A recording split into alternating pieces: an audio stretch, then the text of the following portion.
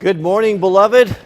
Goodness, it's nice to be back on a rainy Monday morning, and we are here. Episode number 46. Boy, we're going to jump into it today.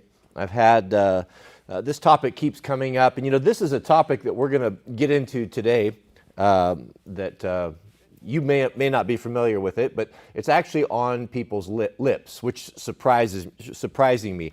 How quickly the Overton window is moving left and right.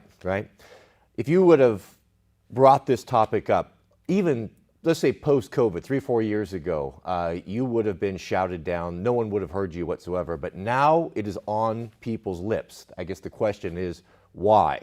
I'm going to lay out some reasons. I'm not particularly going to get into my opinion on it, but some things to consider as to why this argument is now on people's lists and among many women among many women as well.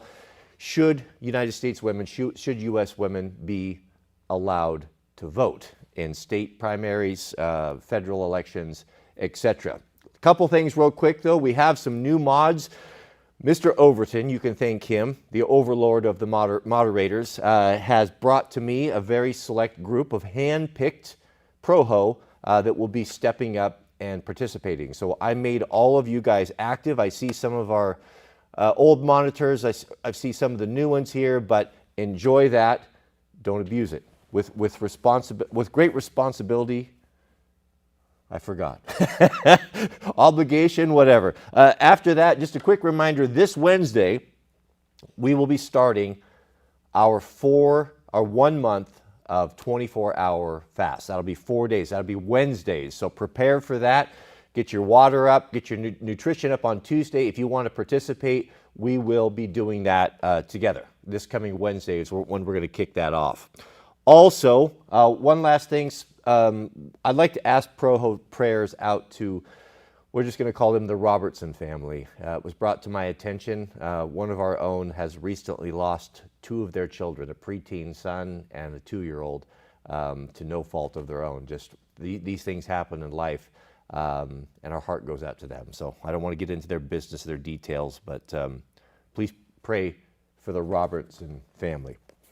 All right, let's jump on to our topic here. Should women be allowed to vote? Now, Mrs. W and I had a very vigorous conversation about this topic this morning. I was not planning on bringing this to you, Pro-Ho, but it came up and it is on my mind. We had, quite a very interesting topic.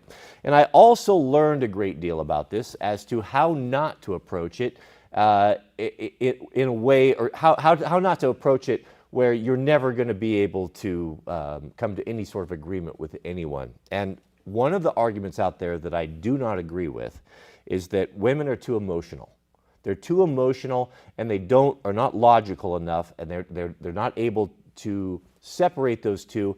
Therefore, when policy or legislation comes up where we want to fund something, maybe it's libraries or failing schools or social programs, that they just by and large, mass vote for these things, spending other people's money. It's not coming out of their pocket. They don't have a dog in the fight, but they're nurturing by nature. That's what they tell us anyway. I disagree that women are more nurturing than men. That's what we've been told, but we'll go with that. And therefore, they want everyone to be protected. They want to take care of their own. So I don't think that that's a valid argument. If you bring that to a woman, she is certainly not going to hear anything you have to say over that, because it's very insulting, and I don't know that it's true. I am married to an exceedingly capable woman. I'm surrounded in the valley by some extraordinary women with great skill sets and surgeons and professions and all sorts of things. So I don't see that as being true at all. What it comes down to is equity, all things being equal. Now, this is a ground, I think, this is where the fight should be made if you so choose to make the fight. Now, we're reminded, it's actually shoved down our throat daily about how there are no differences between the sexes and everything should be equal. The wage, man and woman should be paid the same wage for the same job. I don't think anyone here disagrees with that. We go with that. So we're going to accept that. All things are equal and that everything a man can do, everything a woman can do. If that's what we want, and if that's a society that how we want to structure our society, then that's the way that it is. You know, it's not up for me or you to decide. So we'll start with that premise right there. Now, having a dog in the fight is really what it comes down to. Now, the argument that I made to Mrs. W when we were going back and forth this morning was this. If you have a judge that's sitting on the bench, he's overseeing a case. Let's say it's a class action lawsuit, right? Class action lawsuit, we have plaintiffs that are making complaints that they were wronged. We have a corporation, what have you, is saying no, and the judge is sitting in the middle to decide, right? How do we come to a conclusion? How do we come to a resolution on this, right? Now, the judge is to be unbiased, impartial to it, not having a dog in a fight, not affected. Now, if we found out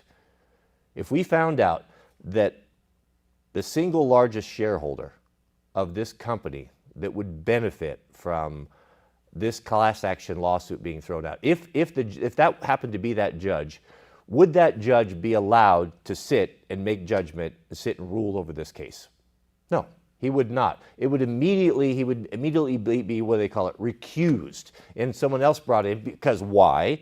Well, he stands to benefit. He stands to benefit greatly. If he were to rule on the side of the corporation, that just makes him more money. He benefits from it, therefore he's more likely to be in a position to vote according to what benefits him, right? We just don't allow that. It just is not something that happens. When it comes to voting, if we take just a couple issues, and there's a lot more than this, but if we just take selective service, for example. So let's say that we have, if you don't know what selective service is, that in this country, every boy, when he turns 18, has to go and register with the selective service, with the federal government.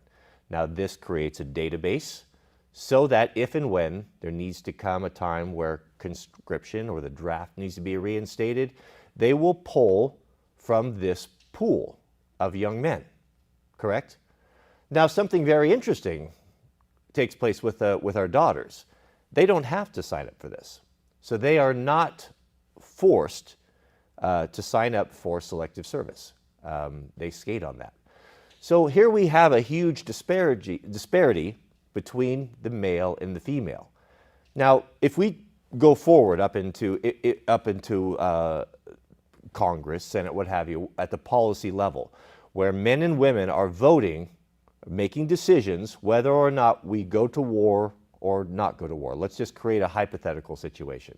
Let's say we have a 50-50 split of men and women in our Congress, and they're going to vote whether we go to war or not go to war.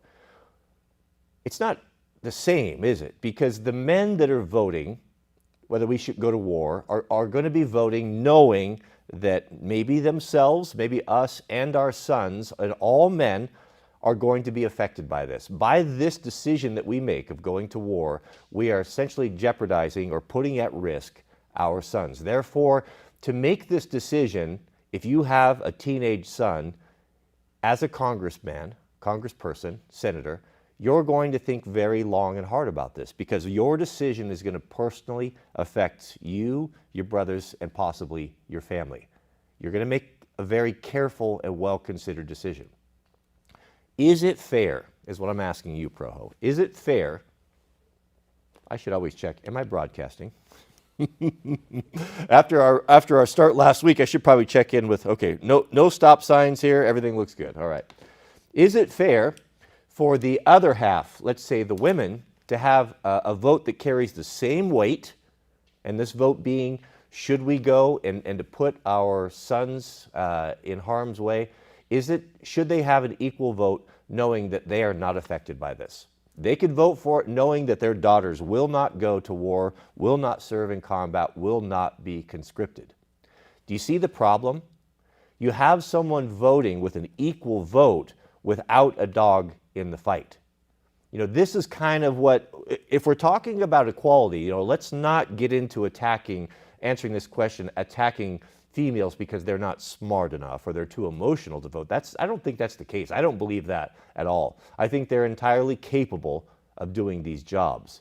However, should they be allowed to vote when they don't have a dog in the fight? Let me give you another example about disparity. Let's talk about productive rights. A female enjoys productive rights that a man does not enjoy. There's a disparity there. It's not fair. So let me give you the scenario. If a woman in this country decides, it ends up pregnant because of a union with a man, it takes two to tango, right? If she decides that she does not want to see this through, that she wants to terminate this, she has every right to do it. Now, some people will make the argument, well, what about states clamping down? Okay, but where we're at today, if you want to do it, yeah, maybe you have to cross a state line, maybe you have to do it within a certain time limit. Well, let's not get into the nuances of the details of it. Let's just see what are the facts. If she decides this, and if she's willing to take a drive if that's necessary, she can do this, she can end it, and she doesn't have to answer to anyone. She doesn't need the permission of the husband, the boyfriend, the Chad, whoever it was. She doesn't need the permission of the state. She doesn't need permission from anyone. She has complete autonomy to do with what she wants with this unwanted pregnancy. Okay, we understand that, right? That's clear. Do men have the same right? Now, we're talking about everything needs to be equal, that there's no difference between men and women, and there shouldn't be a wage gap, and we should all do the same thing. Is that not what we're being told constantly? Then why is it that a man who has the same request, who is 50% responsible for this, right, says, okay, he finds out that the woman is pregnant, and he says, well, I don't want this pregnancy. Just like the woman said, she didn't want it, she had it terminated. Why can't he say the same thing? That wouldn't be possible at all. He has no rights whatsoever. And yet, when we're making policy and we're voting at the state and national level, both votes carry the same weight. One side is benefiting tremendously, has all the rights in the world, all the support and backing of the federal government and the state and the blue-pilled cops, and the other has no rights whatsoever, but their votes count equally. Do you see the problem there? Do you see the problem? Now, what will happen to this man if he doesn't? Not only is this bad enough that he has no rights, that he will now, even though he doesn't want to do it, he will now be forced under penalty of the barrel of a gun, financial destruction, garnished wages, and imprisonment, thrown in a cage and locked up for who knows. Not only that, the loss of his rights if a restraining order is filed upon him, the loss of being able to have his gun rights, the loss of his ability to protect himself, et cetera, et cetera, et cetera. Right? Do you see the problem there? So you have two people right here. One has all the rights in the world, can terminate it without repercussions, without consequences whatsoever. But you let the man try to exercise the exact same right, and he has no rights. You will pay child support, or we'll kill you or throw you in a cage. Do you see the problem?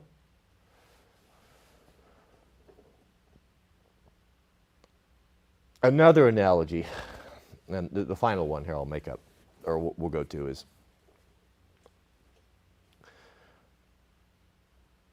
what about local elections? What about local? Let's say that you have a group of people and they want to raise taxes. They want to raise a levy for public education, public school, right?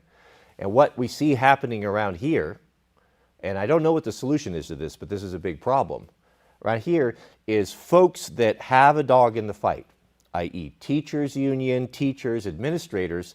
Should they be able to vote on policy or election, what's the word I'm looking for? My mind's. Should they be able to vote on things that are going to benefit them directly, i.e. pay raises, adding benefits to the packages, that sort of thing.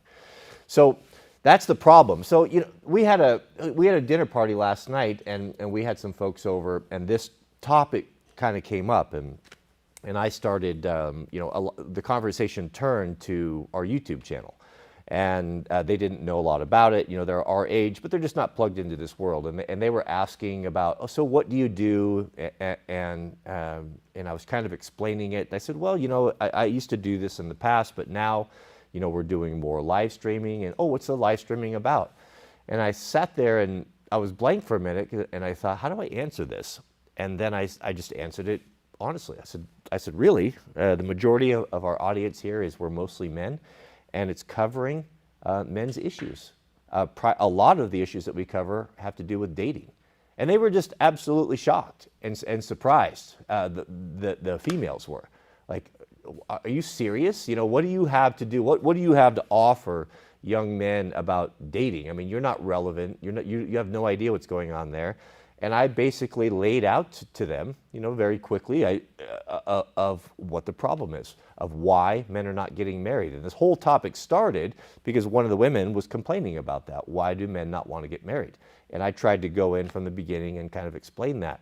And a lot of these reasons, things are not fair. Things are not equal. What does it benefit a man to go into a marriage contract when he has so much to lose? If a modern woman was bringing things that were of value to us, her femininity, she knew how to cook, she knew how to educate children, she knew how to run a house, she knew how to balance books, maybe even help with an online or home business. You know, that's the sort of things that men are demanding. You know, and that's what would be equal. Yes, I am willing to get up and to put on my work boots and go out and destroy my body and spend the majority of my time providing resources to take care of this woman, to take care of my family. We have always done that, and we've always been happy to do that. We've been made, that's our image, that's the image God made us in. But the big problem is, just what we're getting back to, things are not equal. And the moment something is not equal, the moment someone's not pulling their weight, resentment builds in, and then there can never be any relationships. If you think that that's wrong, just if you've ever worked with anyone or in a group setting, let's say wildland firefighting, let's say the military, in every group you're always going to run into someone, you're always going to find someone that is a slacker, that will pretend, that basically will shirk their duties and put the responsibility on other people while receiving all of the benefits, receiving the same pay, receiving the same food, all the allotments for uniforms, even receiving the same merit badge or medal for a campaign, even though they didn't do or didn't pull their weight. What does that do to a unit? What does that do? Do you respect that man? Do you respect that woman? Well, everyone knows they abhor it. Everyone hates anyone who cheats, who doesn't have, life isn't fair. You will not respect that person. You'll never have a relationship with that person. People will ultimately end up running them out. It's just not a characteristic that we like. If you think that that's not true, just let someone cut in line at a movie theater or at a restaurant. I mean, immediately everyone will turn on them publicly. Even people that would not normally come out and say anything or be confrontational will immediately turn on someone like that. Hey, you need to get to the back of the line. Why? Because we detest inequity. We detest things that are not fair. And so if you want to know why a lot of men are starting to say this, why women should not be voting, these are the reasons why. If you want to know why so many men are not getting married, this is the reason why. There isn't any equity. When a woman can have so much on her side and him so little and have the equal vote or the equal say in things, that's the big problem. That's the big problem. One of the books, one of the best books, the most thought-provoking books that I've come across in recent history. I probably read this 10 years ago or so. Is Starship Troopers.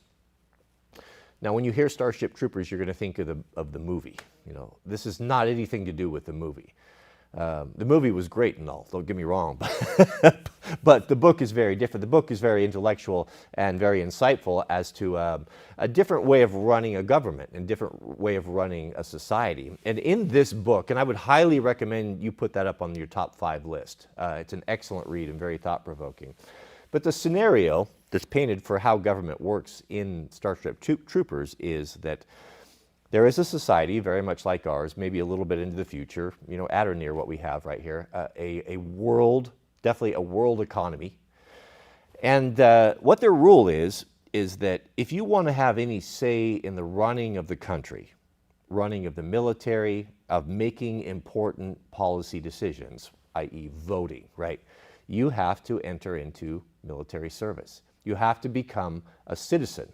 Now, if you don't want to do that, and you don't want to have to go into mandatory military service, because you have to go into the military and serve, and at the tail end of that, now you are a different class of citizen. Now you have a say in the running of the country. You have put your body on the line, you have made the sacrifice, and therefore now you are in a position to make the vote. And it affects you directly. If you're voting that we're going to go and build a colony on Mars, or we're going to go and attack our neighbor in space, the only people voting are the ones that are actually going to be affected by the outcome, i.e. the citizens or the military. Now, it's a choice. If you decide you don't want that you do not want mandatory service, military service, you don't have to do it.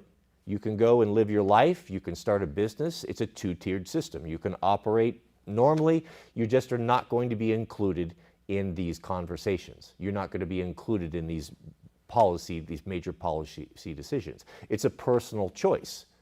And people understand that in the book. And at any time, if you change your mind and you want to be a part of policy, you can go back and do that. So that's the interesting point of that book, and that's just the opposite of what we have today. We have, when it comes to voting for going to war, military service, we have women that are not going to be forced, thrown in jail, if they don't comply with the same vote that we have, where our butt is going to be on the line, our sons, our fellow brothers, and they will not. So that's the issue. That's the concern. That's the big problem, the disparity that a lot of women don't seem to see. And when if you try to come to them and explain this, and you come from the perspective of, well, you're just not smart enough, or you're too emotional, that's just, I don't believe it. Again, that's not true, and that's not productive.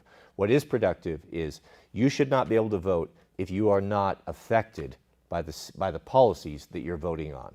A judge cannot rule over a case where he stands to benefit. And that really is what it comes down to. And I just don't see how that could even be refuted. I don't see how that's even controversial if you were to stop and be honest and think about it. So it's very interesting. It's going to be interesting to see where that happens, where that goes. I've been absolutely shocked. Just this week, I'm hearing this conversation coming out of the mouths of women. They're not advocating it, they're not saying that, but the fact that they're talking about it, I think, is very interesting. And should we ever get to a point where women should not be allowed to vote? I don't think so.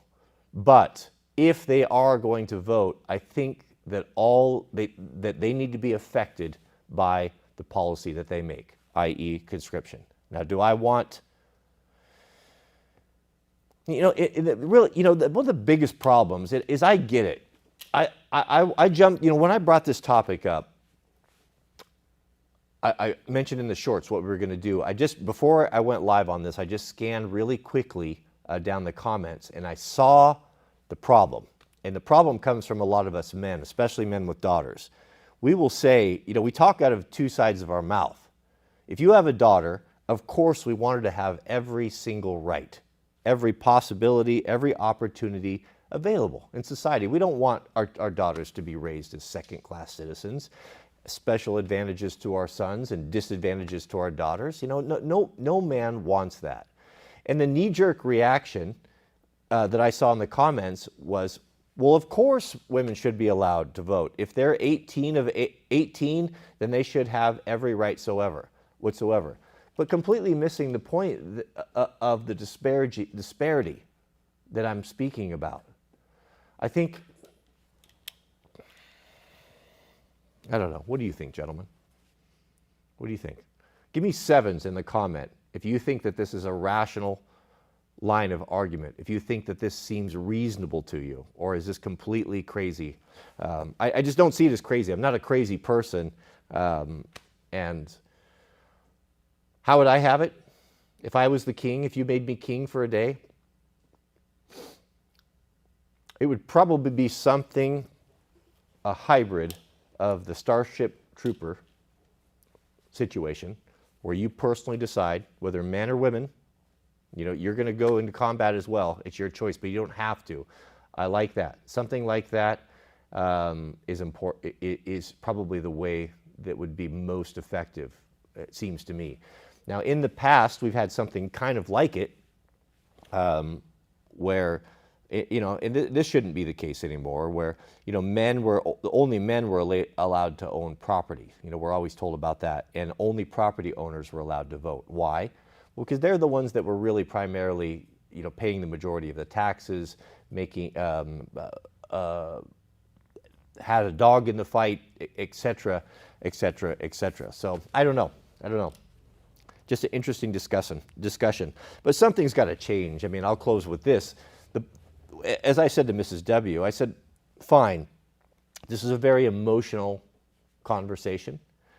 Just the thought of removing a right from a woman is just abhorrent, right? But when do we get to the point? And it's not, again, I don't really think the topic is about women. I think it's just removing the right to vote and to make policy needs to be removed from people who don't have a vested interest, that are spending other people's blood, that are spending other people's money. You just can be very flippant with those discussions. I'll tell you what, these Republican traitors that have been so pro-war and in the pockets of corporations that profit from these votes, if they were to have their sons in the military, do you think that do you think that they would vote differently? You know, that's all I'm saying. That's all I'm saying. All right, let's jump into the super chat here. We have an app that's not updated. Stand by.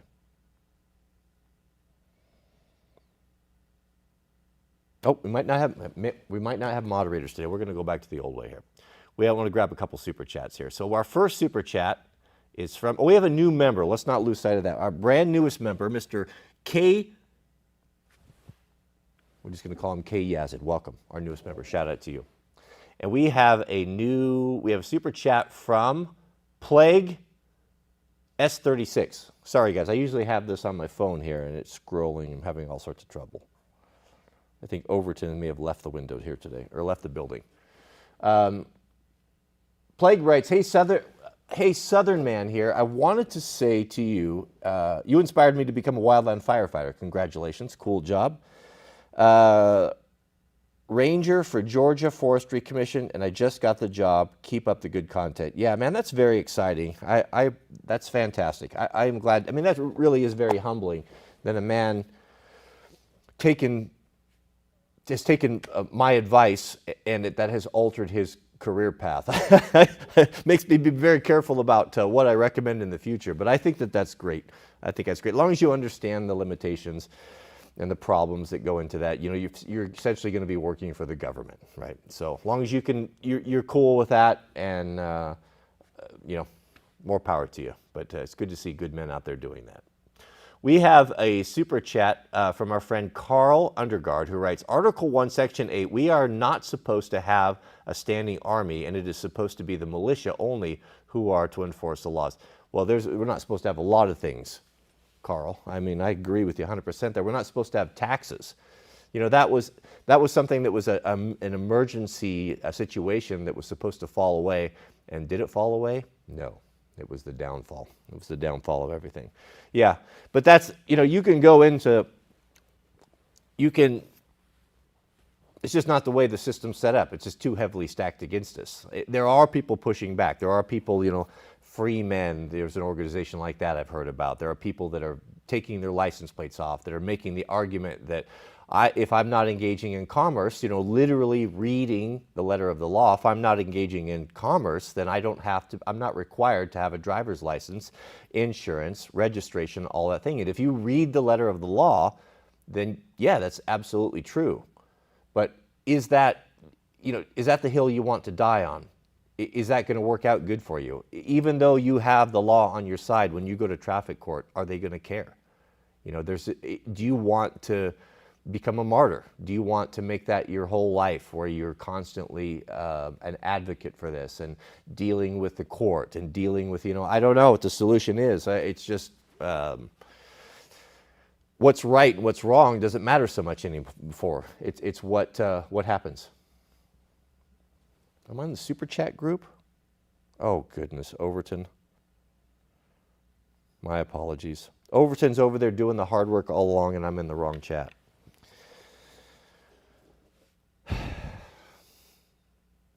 Thank you, Carl.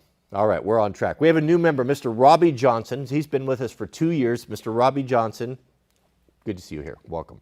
And the member chat has a comment.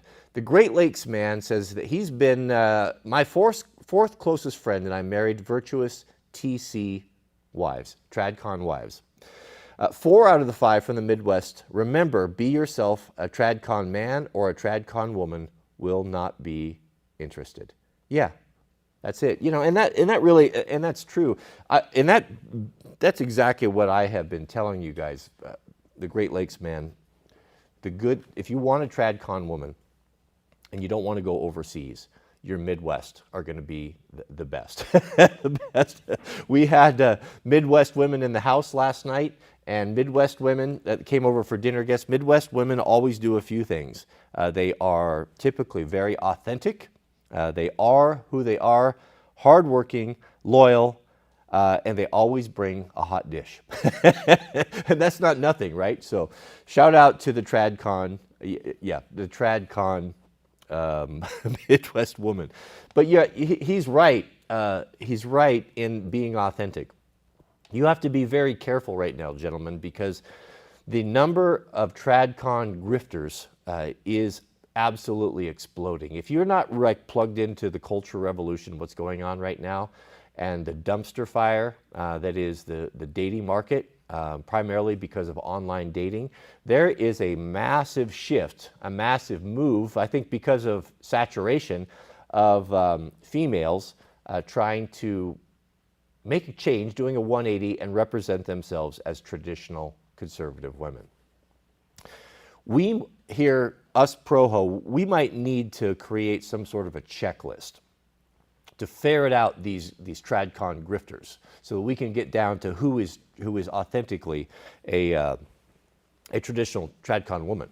So what would be on your list? I'm just thinking, if you were going to put this woman that you meet and you think that she's TradCon, she's got the dress on, she's saying the right things, she's submitting, she's doing all the things that we want, right?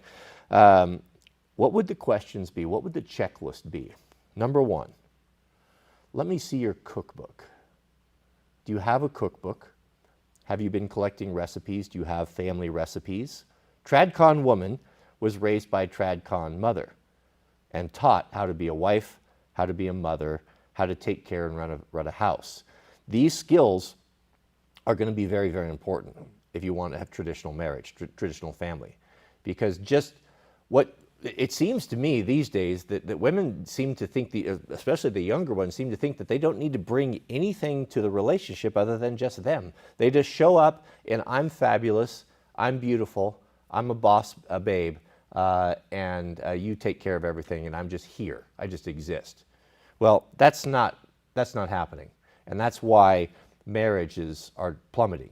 That's why jewelry stores for engagement rings are going bankrupt. That's why tuxedo rental companies, the whole marriage system, the whole marriage industry is collapsing. Now, there are multiple facets, multiple reasons to this, but one of the main reasons is men don't want it anymore. We have a lot of expectations on us on what we need to do. We need to be fit. We need to be six-figure. We need to be well-groomed. We need to have an exciting job. We need to be able to provide the proper house, brand new cars, exotic vacations. We have all these expectations upon us. But yet, with the moment that we want to make demands, well, we want to have, let's start with the basic. We want to have someone that's not 200 pounds. We want to have a woman that doesn't weigh the same as a man. The moment we try to make expectations like that, then we are fat phobic, or we're being judgmental or being unrealistic, where the woman can pile on all of these demands upon us, and when we try to push back or clap back a little bit, okay, I'm willing to do this, but what are you bringing? Well, I'm here. Well, that's not working. That's not enough. So women are realizing this. They're in their 30s and 40s, and they can't find a man. They can't get the ones they want to commit because they're just not particularly that interesting, many of them. So the TradCon checklist needs to be this, and we'll need to improve upon this, and add your 2 cents in the comment section. Where's your cookbook? Where are your family recipes? What's your relationship with your father? Did you have a father? What are your family traditions? Your mother, obviously, if you're raised by a TradCon woman, there's family traditions. What do you do for Christmas? What do you do special for your kids? How do you do this? Do you know how to run a household? Do you know how to balance a checkbook? Do you know how to garden? Do you know how to make bread? Do you know how to do minor repairs, sew a button back on? Do you know how to polish? A lot of different things like that you need to ask them, and you'll ferret them out immediately. Because if they've just are a previous 304 that have been out in these streets and thought that they are the prize and that they are all that should be, that just them showing up is enough, you'll immediately be able to tell from them by these questions. And that's what we need to put together. We need to put together the TradCon checklist. All right, so we'll work on that. Maybe we'll even get it laminated. We have a super chat from our friend Mr. Overton. Good point. Overton Windex writes, let's clean up that Overton window. Let's break the glass on the Overton window and tear down the wall and start out with something else that works. Beloved, I don't see how the two sides, the left and the right, whatever you want to call it, I don't see how they're going to come together. There's a vested interest in the people that make policy, that run the corporations, that run the media, that feed you all of your propaganda. All of us are propaganda. There's a vested interest to keep us at each other's throats, so that we are not focusing on what they're doing. We've talked about this before. So there's going to have to be some sort of division. There's going to have to be either the states are divided up, where if you believe this, this is where you go. If you believe this and have these values, this is where you go. And they're almost going to have to be independent societies, independent economies. And that's going to happen, that could happen faster than you think in the way that the new digital currency runs out, or the new monetization system, whatever that may be, whether that be a state-sponsored crypto, what have you. That is being rolled out. It's going to be rolled out soon, in my opinion. And there's a lot of people that are saying, well, is that, I'm not going to participate in it. If I can't have control of my money, I don't want to live in an environment where everything is digital. And if I don't meet some sort of social credit score, or if I run afoul of the U.S. government because something I posted on Twitter, well, they'll essentially be able to shut my life down, turn off my car, turn off my smart meter at my house so I no longer have power, close, seal, block all my bank accounts, you can see where this is going. It basically takes away all of your independence. You have no independence whatsoever. You simply have to do what you're told. And they'll sell it first as a convenience, and then pretty soon it will be so entwined into your life that you won't be able to live without it. So the way I see things happening is that there's going to be a group of people that are going to willfully accept this. Oh, it's so convenient, it's so handy, I just have to put my hand up and I don't have to carry a wallet, credit card anymore. Isn't it simple? Isn't it convenient? There's going to be that group. And then there's also going to be the group that just is not going to have anything to do with it. Well, we're not going to participate that. And there's going to be some people that hold out. But what you're going to find with the holdouts is the inconvenience is going to become so huge that you're going to knuckle under and you're ultimately going to submit. All of a sudden you log on to Amazon and you can't purchase your toilet paper and your essentials anymore because you haven't signed up for this system and they don't take cash anymore. And you think that that's far-fetched. It's not. It happened during COVID multiple times. We went to restaurants where we showed up and we had cash and they wouldn't even accept it. Now, was it illegal not to accept cash? Technically, but who's going to enforce that? So I'm mad, I'm not getting my supper unless I pay with a credit card. It's as simple as that, right? I could be mad and be right and make a stink about it, but it's still, the bottom line is I wasn't eating pizza because I didn't have a credit card, or that wasn't what I originally threw out there.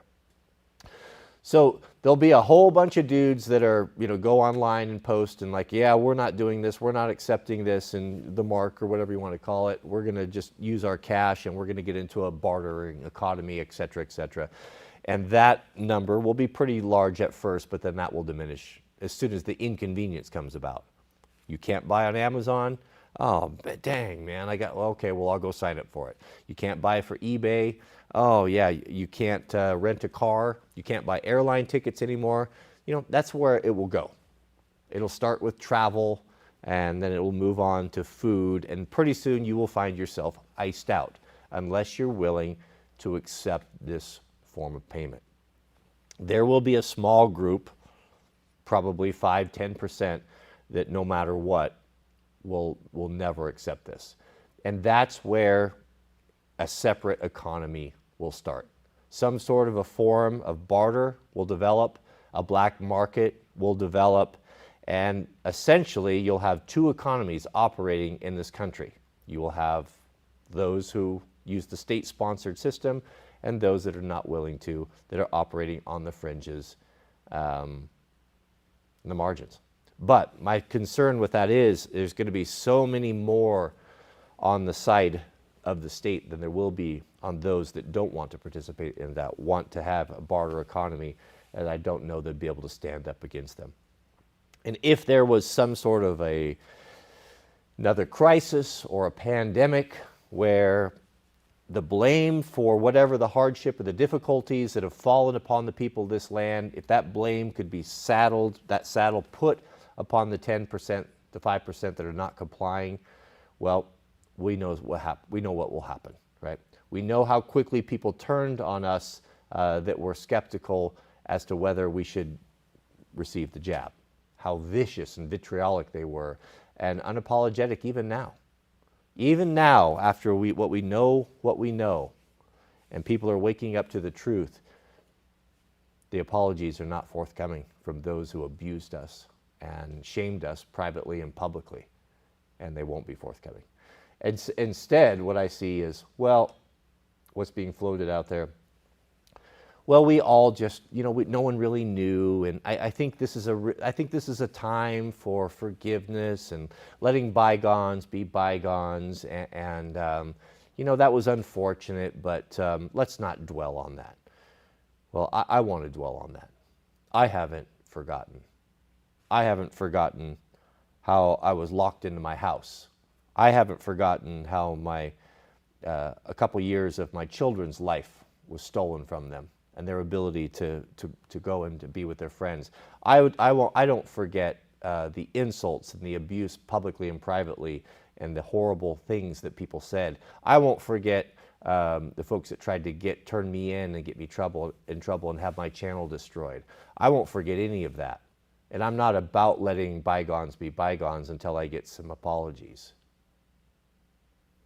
If you want to move on from that, if you know that you were in the wrong and you acted badly, if you want back in my inner circle, and I think many of the pro-ho will agree with this, then we need to hear from you, because what you did was wrong.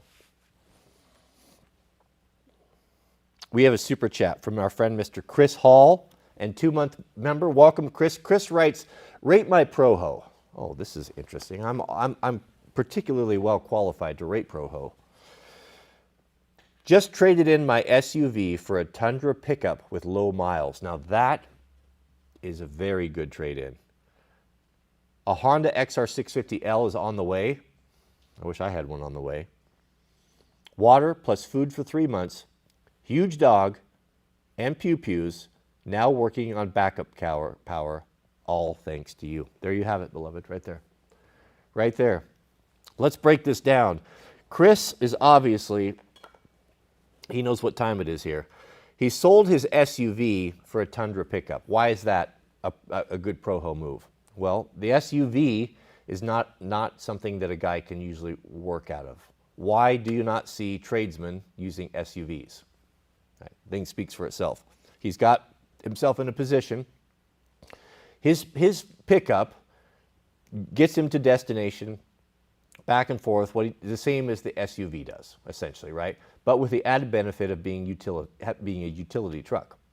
You can haul garbage, you can pull trailers, you can get firewood, you can haul water, all the things that you can't do. You can even haul your motorcycle around in that. You're not doing that in an SUV. You know, now you even have a backup where if you were to get in a location where you were to get stuck, run out of gas, you can unload the bike. You know, of course, all of us, the Who Motor, know that. So that's a huge upgrade. XR650L, very smart decision on the motorcycle. Big, powerful motorcycle. Been made the same for 30 years. Everything that's broke has been figured out. It's very reliable. It's a Honda. It's going to be able to get him in and out of any single environment. Oh, the highway's all clogged up. People are fleeing the cities. Do you think that that's going to stop someone with a 650L or a dirt bike?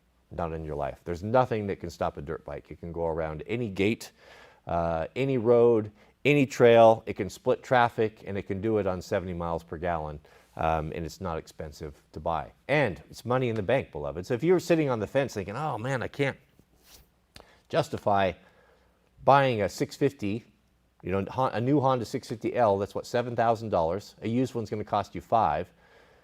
Do you think that's going to ever be worth less than that? Never. Even the new ones, you're going to be safe. You're not going to hardly lose anything, if anything at all, just because of the availability. So there you have an asset that's not really going to depreciate. Certainly not going to depreciate any faster than what's happening to our money right now. You know, might be a good idea. It gives you a lot of options. I'm really all about that.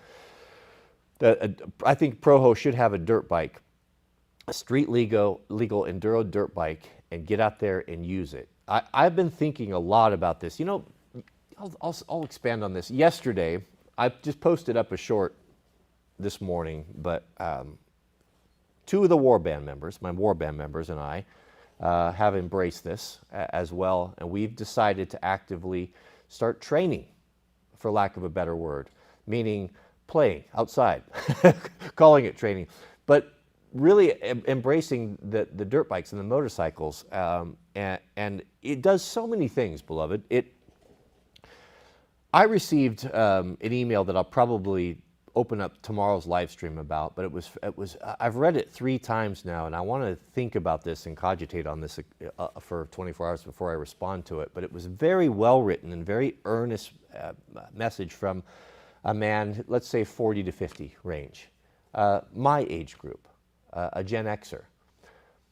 He finds himself at 50, and he has very few skills. He has always done what he was told to do, and not a hyper-masculine guy, you know, and office job, you know, just trying to do what was best for his family. And he made a very interesting argument. He's like, our generation, many of us had angry, dangerous, hyper-masculine fathers that we didn't particularly enjoy being raised with. Well, we've talked about this, that maybe weren't the greatest dads. And many of us, that when we saw this and we looked at our relationship with our dad and how bad it is, when you started having your own kids, you started to think just the opposite. Like, well, I'm going to do just the opposite of what my dad did. I never liked that man. where was he at? And he didn't spend any time with me and didn't help me and wasn't there to teach me important things, was just there to be a disciplinary nightmare, right? And so he makes the point, so it's a natural thing to see this and to reject it. I'm like, well, I'm going to do the opposite. I'm going to be softer. I'm going to try to be more patient. I'm going to be more involved with my kids. I'm going to, I'm basically going to be more feminine, less masculine, maybe a better word. And society, that kind of backed us up there, milady and chivalry and throwing your coat over puddles and all of the flowers and all of that nonsense that we grew up with, right? I can't even believe how I bought into that stuff back in the day and how ineffective it is and how ultimately doing that makes them despise you and disrespect you. It's just like the worst advice possibly given. And it was so funny about it is that was often the advice given by these angry, over-masculine boomer fathers that we had. I mean, was that not the lesson? And I don't think that's what they did. It seemed to work for them. Why they gave us that advice that was the worst advice ever is beyond me. But the point, just to sum it all up, the point is here I find myself, he finds himself at 40 or 50. He's got no friends. He's got no happiness. He doesn't stand for anything. He doesn't have a skill set. He doesn't have any risk or danger in his life. He doesn't have anything to live for. It's just this mundane routine of going and sitting at the computer over and over again. No passion, no desire. His kids don't really respect him like he would appreciate, even though he was there and provided and did everything he was told to do. Everything society told us to do, and yet he finds himself very unhappy. And he finds himself, his wife not respecting him because he doesn't do anything. And he's done everything that he was told to do, but it's not working out. His kids are not happy, his wife's not happy, and he's not happy. And he wants a change. Where do you even start in a situation like that? Where do you even start when you're at that age at 50? How do you get your masculinity back? How do you get a purpose in life back? I was thinking on that this morning, and I basically told the same thing to what I'm telling you guys to Mrs. W.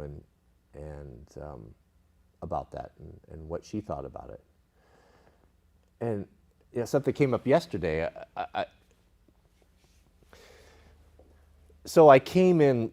We went on a awesome motorcycle ride, me and a couple warband members, and it was raining and it was very difficult, and we had crazy water crossings and mud. It was the best day of our life. It was extremely hard and difficult and freezing cold and all that, but it was exhilarating and great because it was a great challenge, and it was three men who enjoy one another's company, working together and supporting one another, helping each other get bikes through rock slides, helping each other get bikes through river crossings, and it was just the best thing ever.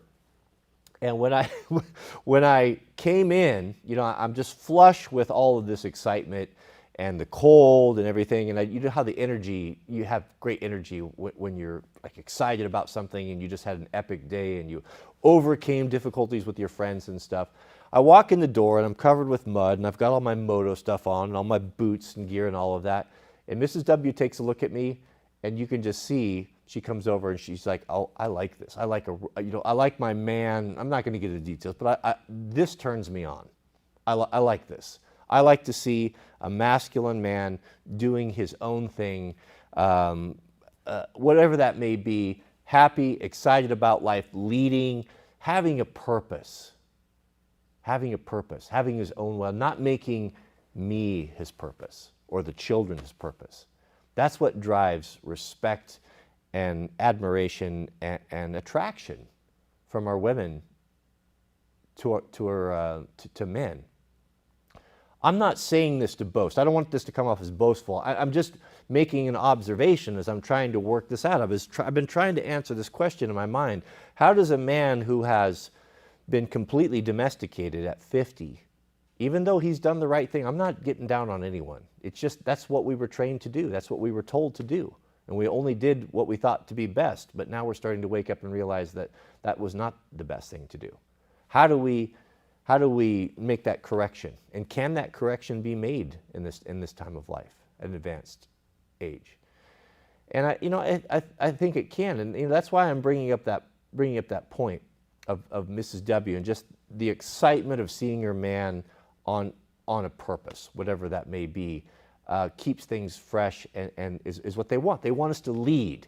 They want us to be unpredictable, and they want us to be exciting. That's one thing that women enjoy. And if you've just are getting beat down and have just become a soft, domesticated man with no friends and no hobbies and no passions, you can see why you can lose the respect of your children, you can lose the respect of your woman quite easily for that.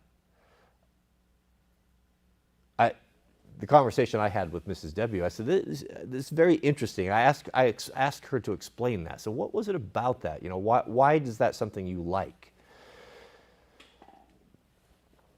And the conversation, it was kind of what we summarized, what was interesting is that a lot of times women will try to mold a man or their mate or husband into what they think that they want, which is oftentimes another girlfriend. And the moment they get that, where they have a soft man that is attentive all the time and emotional and always there, they start to despise it. And they will be drawn away from, attracted to what they originally want, which is a man that has a purpose. I don't care about the dirt biking. I don't mean to say you can't be a masculine man if you're not doing what I'm doing. I'm not talking about that. It's just having a pursuit, a purpose. And it doesn't have to be some super hyper masculine thing. It could be just something you have a passion about. But what I think Proho needs to understand to maintain a strong relationship with our women is that you need to stop having her and your children as the reason, your sole reason for life. You need to have something, a vision beyond that is your own pursuit, that is worthwhile doing. I'm not talking just something frivolous. I mean, I don't know that you can do that. Oh, I'm just going to be the ultimate gamer. I'm going to be the best Apex player at 50. I'm not talking about like that, but something that is, I don't know. But it needs to be something that you enjoy, something outside of your work that you can be fully focused on. Get your passion back in your life. What is it that you enjoy doing? That will put you in a position where you can be around other like-minded men. That's the other half of it. And then we're going here, we're doing this, and then bringing your family along with you. Being a leader in your house. So I haven't fleshed this all out completely, but I thought this would be a very interesting topic, and I want to think about this some more. I've even asked Mrs. W to come on this week and see if she couldn't maybe sit in for an hour or so and have a discussion on these traditional roles and the TradCon woman and such. So look for that. We have a super chat from Mr. Joe Wilfing. He writes, David Lee Roth said it best, with the Midwest farmers' daughters really make you feel all right. Yes, he did. he did. And also shout out to Chris. Man, Chris is getting it done. He traded in his SUV for probably traded in the vehicle that his wife or girlfriend wanted. I don't know if he's married or not. And into the one that he wants, which is the pickup. All men want pickup. He's got an XR650L, which I don't have. Envious of that. He's got water, food for 3 months, huge dog. That's a good one to have. And pew-pews. Now working on backup power. All thanks to you. Yeah, you nailed it right there. You really have it. You've got a pickup. You've got a dirt bike. You've got your 3 months of food right there. And now you've got a way to defend yourself and your home. You have all that stuff in place. What's the next obvious solution? Backup power. Energy independence in some way, where you can charge your phones, charge your batteries, you can cook your food, right there. I mean, he's got it. That's right there. Chris is making it happen. That's basically the roadmap. We have a super chat from our friend, Mr. Dr. Prepper.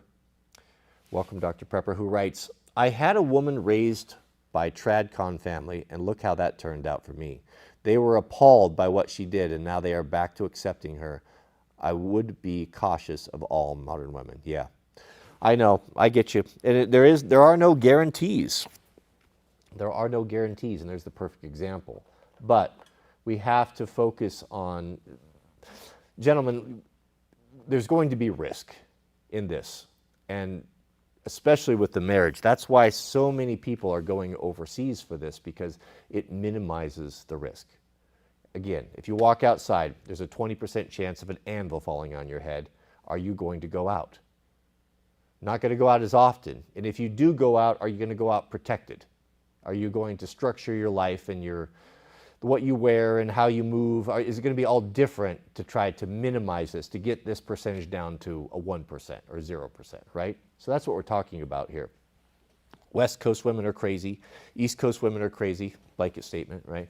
The traditional women are, by and large, you're going to have a higher percentage of them finding women that want that lifestyle in smaller towns in the Midwest areas. That's just a matter of fact. And why do they feel this way?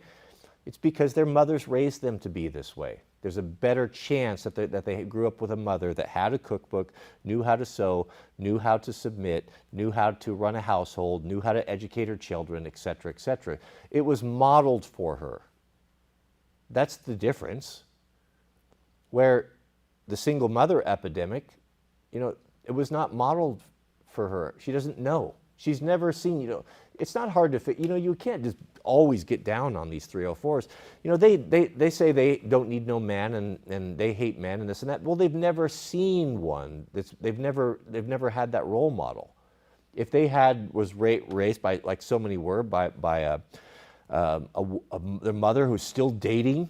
So you've got random strange men coming in and out through the door and never staying. I mean, what do you think the impression of the daughter is going to be? And also, and one thing that the mother oftentimes will never take accountability for is her choice of these men. She's a single mother. She's in her mid-30s, and has unrealistic expectations. She's choosing on the dating sites men that are above her station, better than she deserves, and she thinks she's going to land one. What she doesn't understand is these men are never going to commit to her. They're there because she's a easy target. Single mother, not a lot of options. She can't. You can't show up with her on a date and she says, "Well, I don't sleep around, or I'm not going to sleep with men on the first date." Well, of course you do. What are we doing here, right?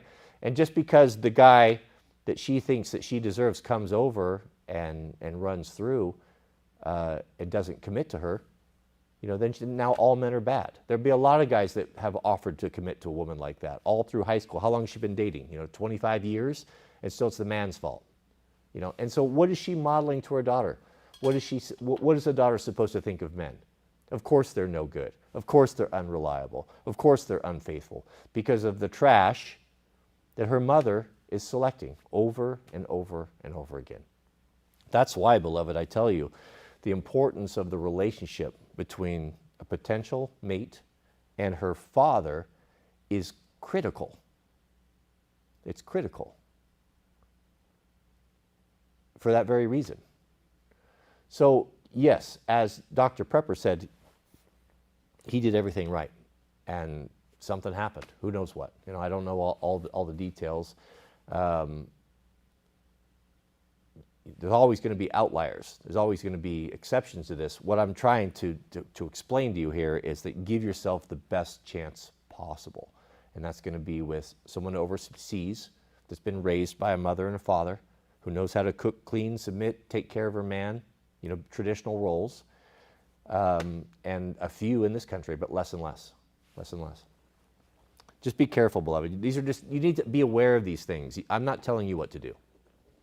You make your own decision, but just make it wisely. Our friend Jamie's in the chat. Welcome, Jamie. Good to see you back on this rainy Monday. He says, let's say you don't get married. How do you deal with the urge to have children?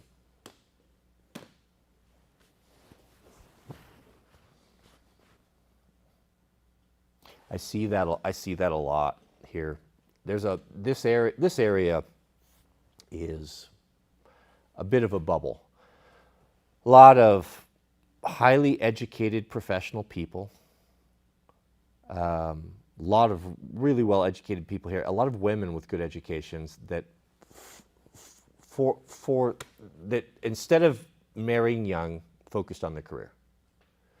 Advanced degrees, worked out in corporate for a while, didn't start getting settled down until 35, 36. The majority of who I talked to, and some people that were over the other night, we were talking, they got married when they were in their mid-30s to 38 even.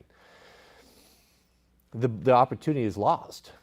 It's over. And there's a term, it's kind of funny, and they even use it. It's called a dog mom or dog parents. People actually are serious about that here. I mean, it's a kind of a real thing. And that they lost out, now they're too old, they don't have the opportunity to have these children, and there is a very strong desire, especially with women, that nurturing maternal instincts, they want something, they need something to nurture, they need something to take care of and to raise. It's the way God made them. And so that attention, that instinct is, they can't put it on their own children because they waited too long. And maybe they made decisions.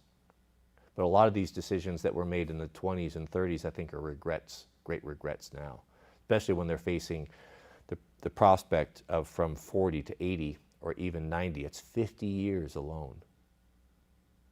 When the party's going and you're getting all the attention at 21, 22, 23, it's hard to see this.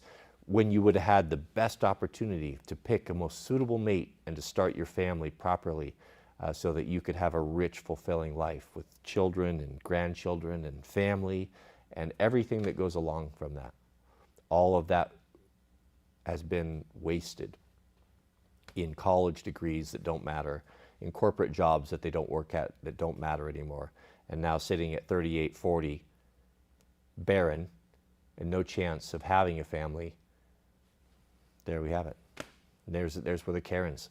The Karens are coming about because that nurturing instinct has no outlet. There are no children, there are no grandchildren.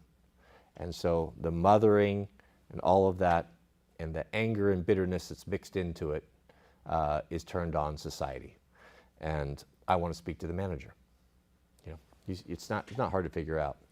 For men who decide to go become bachelors and to not have children, there are ways around that. We've spoken about this in the past. There are surrogacy as an option. You can have a surrogate give you children.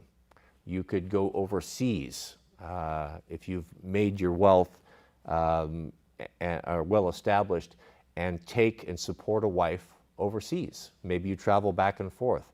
A lot of really smart men are concerned that want a family.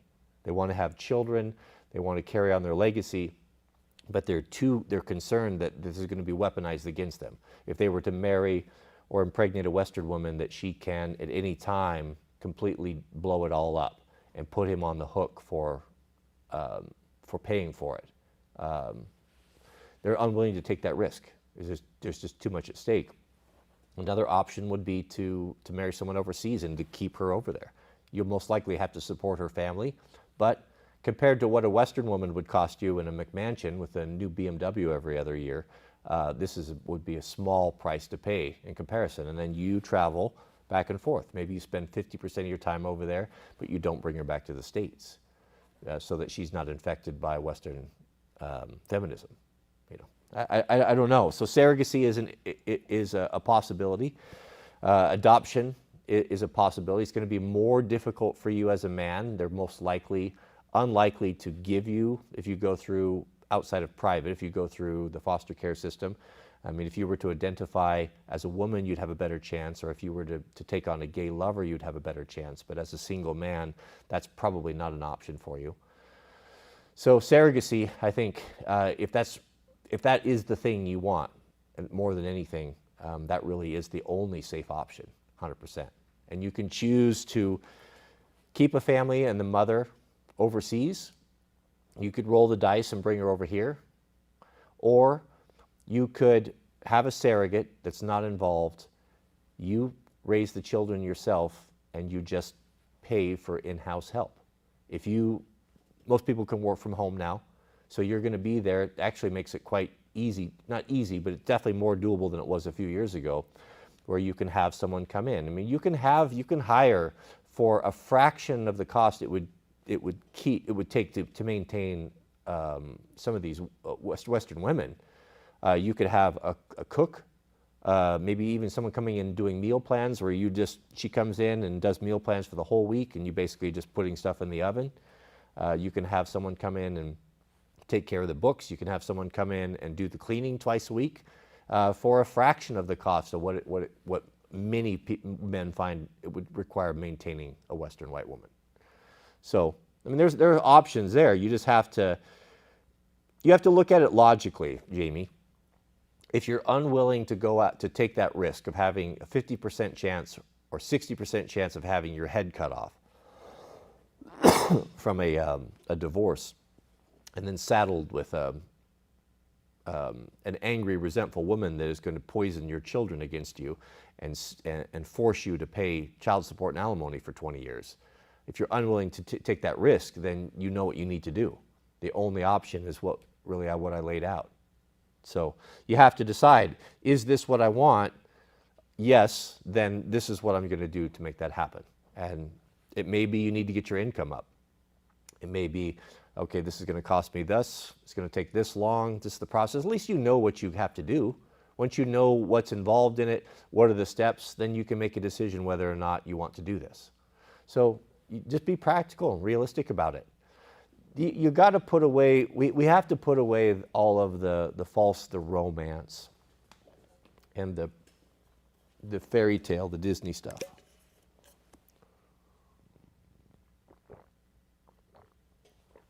And look at these things a little bit more practical, the nuts and bolts. This is, I don't like it.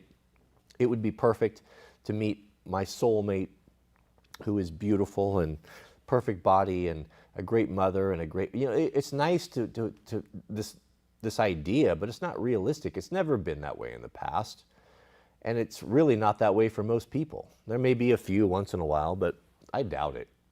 It really comes down to, after 10, 20 years, it comes down to, you can learn to love and respect anyone. If you have a quality person that's beside you, she may not be the hottest, she may not be the smartest, she may not be the best cook, but if she's faithful and loyal and submits and trusts her man and does everything she can to lift you up and to support you and understands that by lifting you up and the better that you do, the better that the family does as a whole, that puts you and her children ahead of her own wants and desires.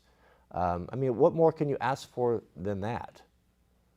And I think most men are willing to do this. That's why a lot of men date down, even a lot of successful men that could get higher quality, or maybe not higher quality, but more attractive mates that they end up marrying.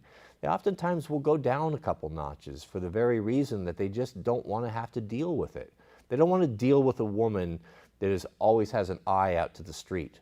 They don't want to deal with a woman that is so attractive that she's constantly fed attention and getting her head blown up by other men that would try everything in their power to take her from you or to get her attention from you. They just don't want to deal with that sort of thing. And I have known dudes, man, I have seen some pathetic situations of dudes that got hooked like a 9 or a 10. And their lives were absolutely miserable. They didn't know where she was at. They didn't trust her. All they could think about, they couldn't even focus on their work. All they could think about is, where is she? What is she doing? Why does she have all these male friends? Et cetera, et cetera, et cetera. So whatever benefit that they may have received in the bedroom, or just the pride that comes from having someone like that in your arm when you go out into public, and the admiration of other men and other women and such, all of that, I think, is a small benefit compared to just the aggravation that you can deal with in that situation. That's why so many wise men will marry down, for that very reason. And not only that, because if you are this woman and you have attached yourself or have a husband that is a high performance, high performing man, high quality man, whatever you want to say, however you want to call it, knowing that he is her superior in multiple ways, anyway, works out better for everyone. Because she's happy to be there. She's never second guessing herself. She's never under the delusion that she could exercise her hypergamy or monkey branch or trade up to something better. She's not always looking and scanning and putting herself in opportunities to upgrade. Because she knows she knows she's got everything that she's not going to be able to replace what she has. That's why wise men do this. It seems women don't have that ability near as much as men do. It's very common for a wealthy established man to marry a woman that maybe doesn't even have the Hooters girl, right? Or it's we don't care. We don't care about your education. We don't care about your income. Most of us, it means nothing to us, and we're more than happy to have a nice, submissive woman that is going to be a good mother that helps us and takes care of us and supports us. We'd far much prefer that over a high-strung woman with her eye out in the street that could leave you at any moment. I mean, I think most of us would. Most of us with any sense. But women don't have that ability to typically date down. They want to have something above them. They don't typically like to date men that make less than them. They don't typically like to date men that have less education than they do. They don't typically like to date men that are smaller or shorter than them. Now, not all. I'm just saying as a rule. That's typically, they don't typically like to go down. We have a super chat from our friend Robbie Johnson. Robbie's been with us for 2 years. Shout out to Robbie. Robbie writes, 23M in the greater Seattle area. Advice on finding an intelligent partner who wasn't ruined by university. Yeah. Well, first off, Robbie, you're in Seattle.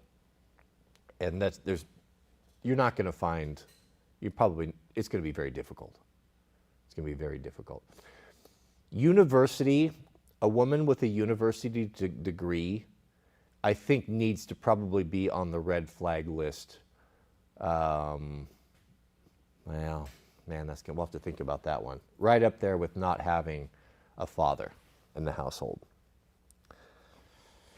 Yeah, again, I don't know. I don't know that I would. Why do you care if she's got a university degree? I would see that as a negative. Oh, you just want to keep your women ignorant and bare. No, I don't.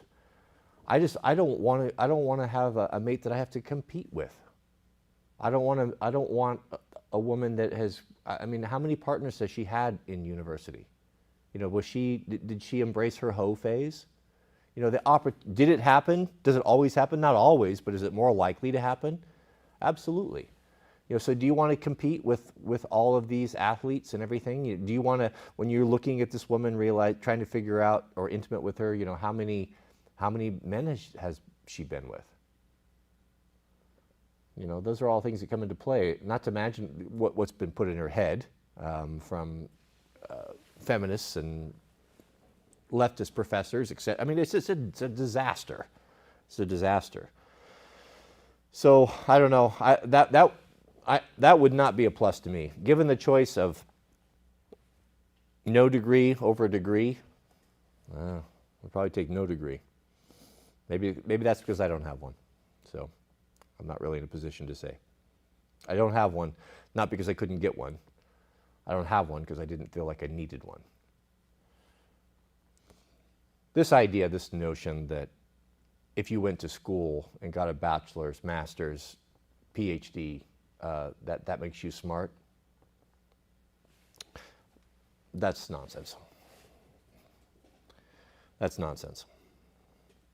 I can point you to a great number of people that are dragging around behind them 20 years later, $150,000, $250,000 of student loan debt after 20 years of being out.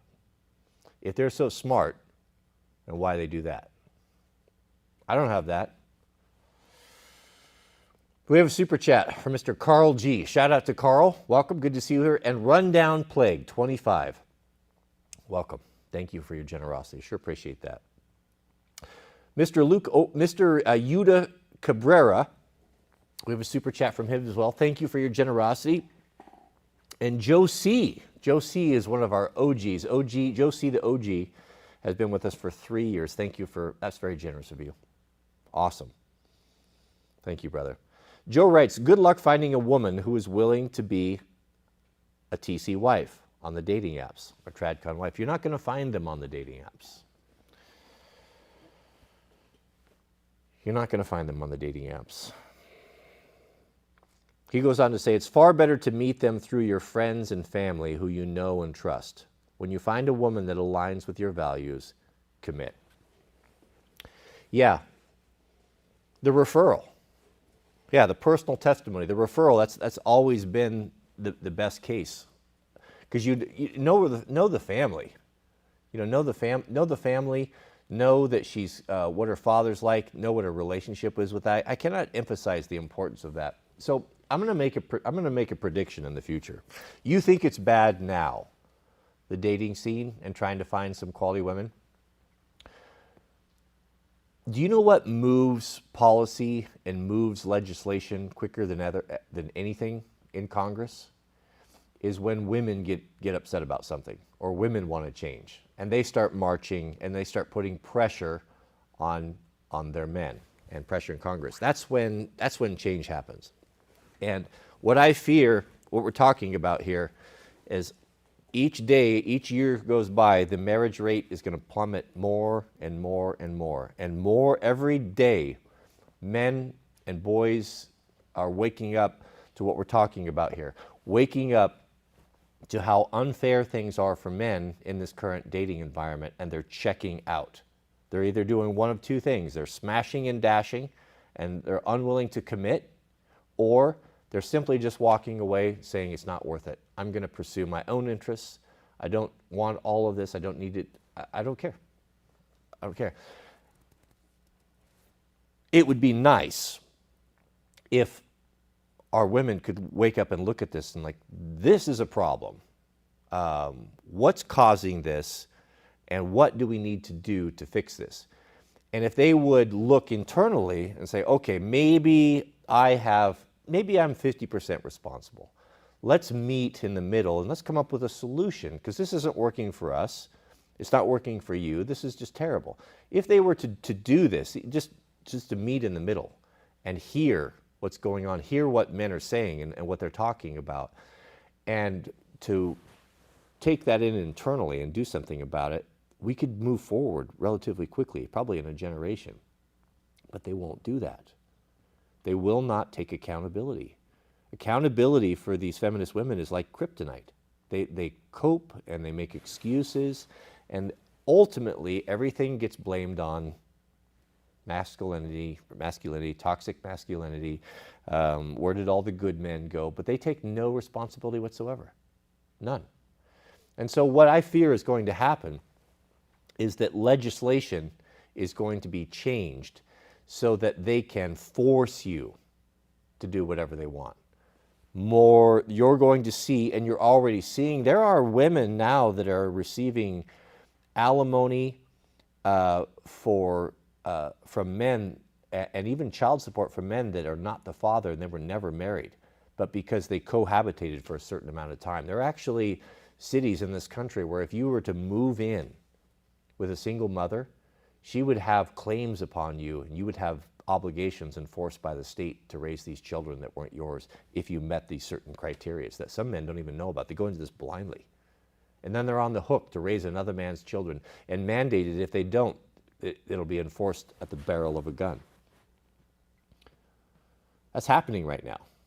That's actually happening. If you look into it, you can go find out for yourself. There's going to be more of that. More and more regulations, more rules to force you to do what they want, which is to take care of them and their children. But they don't want to make any concessions. They want to run the streets and do everything that they want to do, have every freedom, sexual liberty, education, all that stuff, but then they want you to maintain that traditional role and do all the work and provide for them while they live their own lifestyle. So that's what's going to happen. That's what's happened in the past. In the past, even in this country, single men were punished, or there was lack of incentives for single men because they couldn't own land, they couldn't buy their own property, they had to enjoy the benefits that were given from government. You had to hook up with someone, get marriage, sign the contract, then you had access to all these things. Why? Why would they do that? Because a man that is bound down with the obligations of a state marriage, they have you. You can't just pick up. You're predictable. You're controllable. Now, a free man that's untethered, no commitment, no marriage, he's not spending his income on anything other than just what he wants, he can do anything. He's unpredictable. He's dangerous. He can get up and move. If someone tells him, a boss tells him, or I don't like what you're doing, you need to come in here and do this, he can say, no, I'm not. Why do I care? I was looking for a job when I found this one. If I don't get a paycheck next week, what does that matter? I don't have mouths at home to feed. I don't have a big mortgage. I don't have a house that's bigger than I needed. I don't have 4 or 5 car payments. I don't have kids in college, right? You can see. So government's understood that this type of man is dangerous. And there has always, always, always in the past been that they put controls on that man to keep him shackled, keep him bound down, and that's the way that it works. And you're going to see that in the future. That's why you need to be very, very careful, gentlemen. Do not move in with a woman. Do not date single mothers. I mean, oh goodness. And do not date anyone over 35. Don't marry anyone over 35. Those are the rules. You need to protect yourself. Can all this be reversed? I don't think so. I think it's just it would take generations for it to be reversed, but there'll be a few, and there are going to be a lot of grifters. So that's what you have to be very careful from, is looking at the ones who have wiped off the whore face and put on the tradcon face and now are selling themselves as something that they aren't, hoping to lock you down. We have a super chat. No, we have a members chat from Fire Dude JKLEF. Shout out to you. Welcome. Who writes, what do you say to all the young men who are just giving up? I say I'm sympathetic. I'm sympathetic. Mrs. Debbie and I, we actually had quite a nice conversation this morning. We talked about this. My particular example. What sets my son Jack is going to do well in life, Lord willing. He's driven, motivated, a great education, a very bright future, very optimistic about his future. Yeah, he realizes tough times and things are difficult and deck stacked against him in many ways, but there's nothing that's blackpilling him. He also has a supportive family that is pushing from behind, that is opening doors, that are removing obstacles in every way so that we can set him up to achieve and to be as successful as possible. It's just automatic. That's just the way that we raised him. And he goes forward and he has a very different mindset. Just the opposite of what you're saying right here. He has that mindset not because he's a normal person. Not because he's got some extraordinary gift outside of everyone else. The gift that he's been given has been an intact 2-parent family home and supportive, loving parents that have taken on the responsibility and understand it's our responsibility to educate him, to inspire him, and to help him with his life. Of course, it's easy to succeed in that environment. Easier. What about these other dudes? What about the one that was raised by a single mother? What about the one that's never been shown anything? What about the one that's not 6 foot tall? What about the one that doesn't have every opportunity because of his parents can remove roadblocks? What is he supposed to do? That's my big concern. That's what we need to address here, and it's not just him either. I've been really struggling with this topic this morning. It seems to be that there's like 2 camps of men that are really having problems right now, for the most part. Jack's age, 18, 19, there's that group. And then there's the guys my age. where you worked through it, you were probably married once or twice, you probably had kids, you had your head down, you were doing as you were told, you thought you were doing the right thing. You were too busy working and having your head down and just grinding and fighting to wrestle your small portion out from a cruel world to really pay attention to what was going on. You're in the trenches, man. You're in the fight. When you reach that age of 40, 50, and your wife has walked out on you, the life partner that swore to you in front of friends and family, for better or for worse, has abandoned you and betrayed you, and taken your children, and taken your self-respect, and taken everything, and completely just turned your life upside down and pulled the carpet out from underneath of you. You know, now all of that grinding and everything that you worked for and dedicated your entire life for, now is, you start to realize it was for nothing. And you wasted the best years of your life when you had the energy and the vigor. And that's when you start businesses. And that's the time when you take risks. And that's when you go out on a limb and you do everything, break your body and your mind and your time to provide for your family, to set ourselves up so that when we reach the age of 50, that we can slow down a little bit. We can enjoy some of the benefit of this work. And you find yourself in a situation where right at that moment when you're just wanting to tap the brakes a little bit, now you're in a position where you have to start all over again, and it just rips your guts out. How do you recover for something like that? You don't have the energy. Maybe your body's not even able to after a life of construction. You can't go back in and learn welding. You can't go back into apprenticeship school at 60. I mean, who can do that? And you still got 20, 30 years ahead of you. You know, that's the other sad group. You know, and they're not unalike. Both are cynical. So I don't know, man. I don't know. I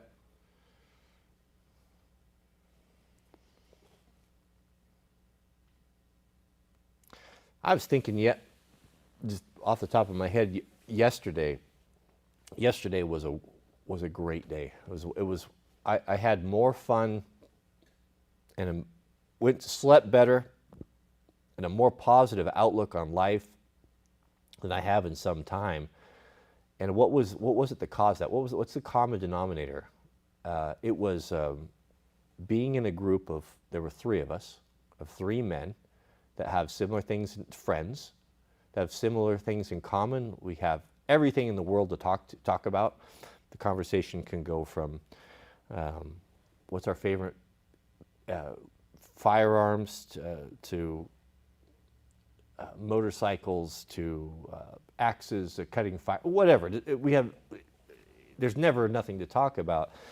And then to go out and work together where we rely upon each other in a difficult environment, you know, with the motorcycles.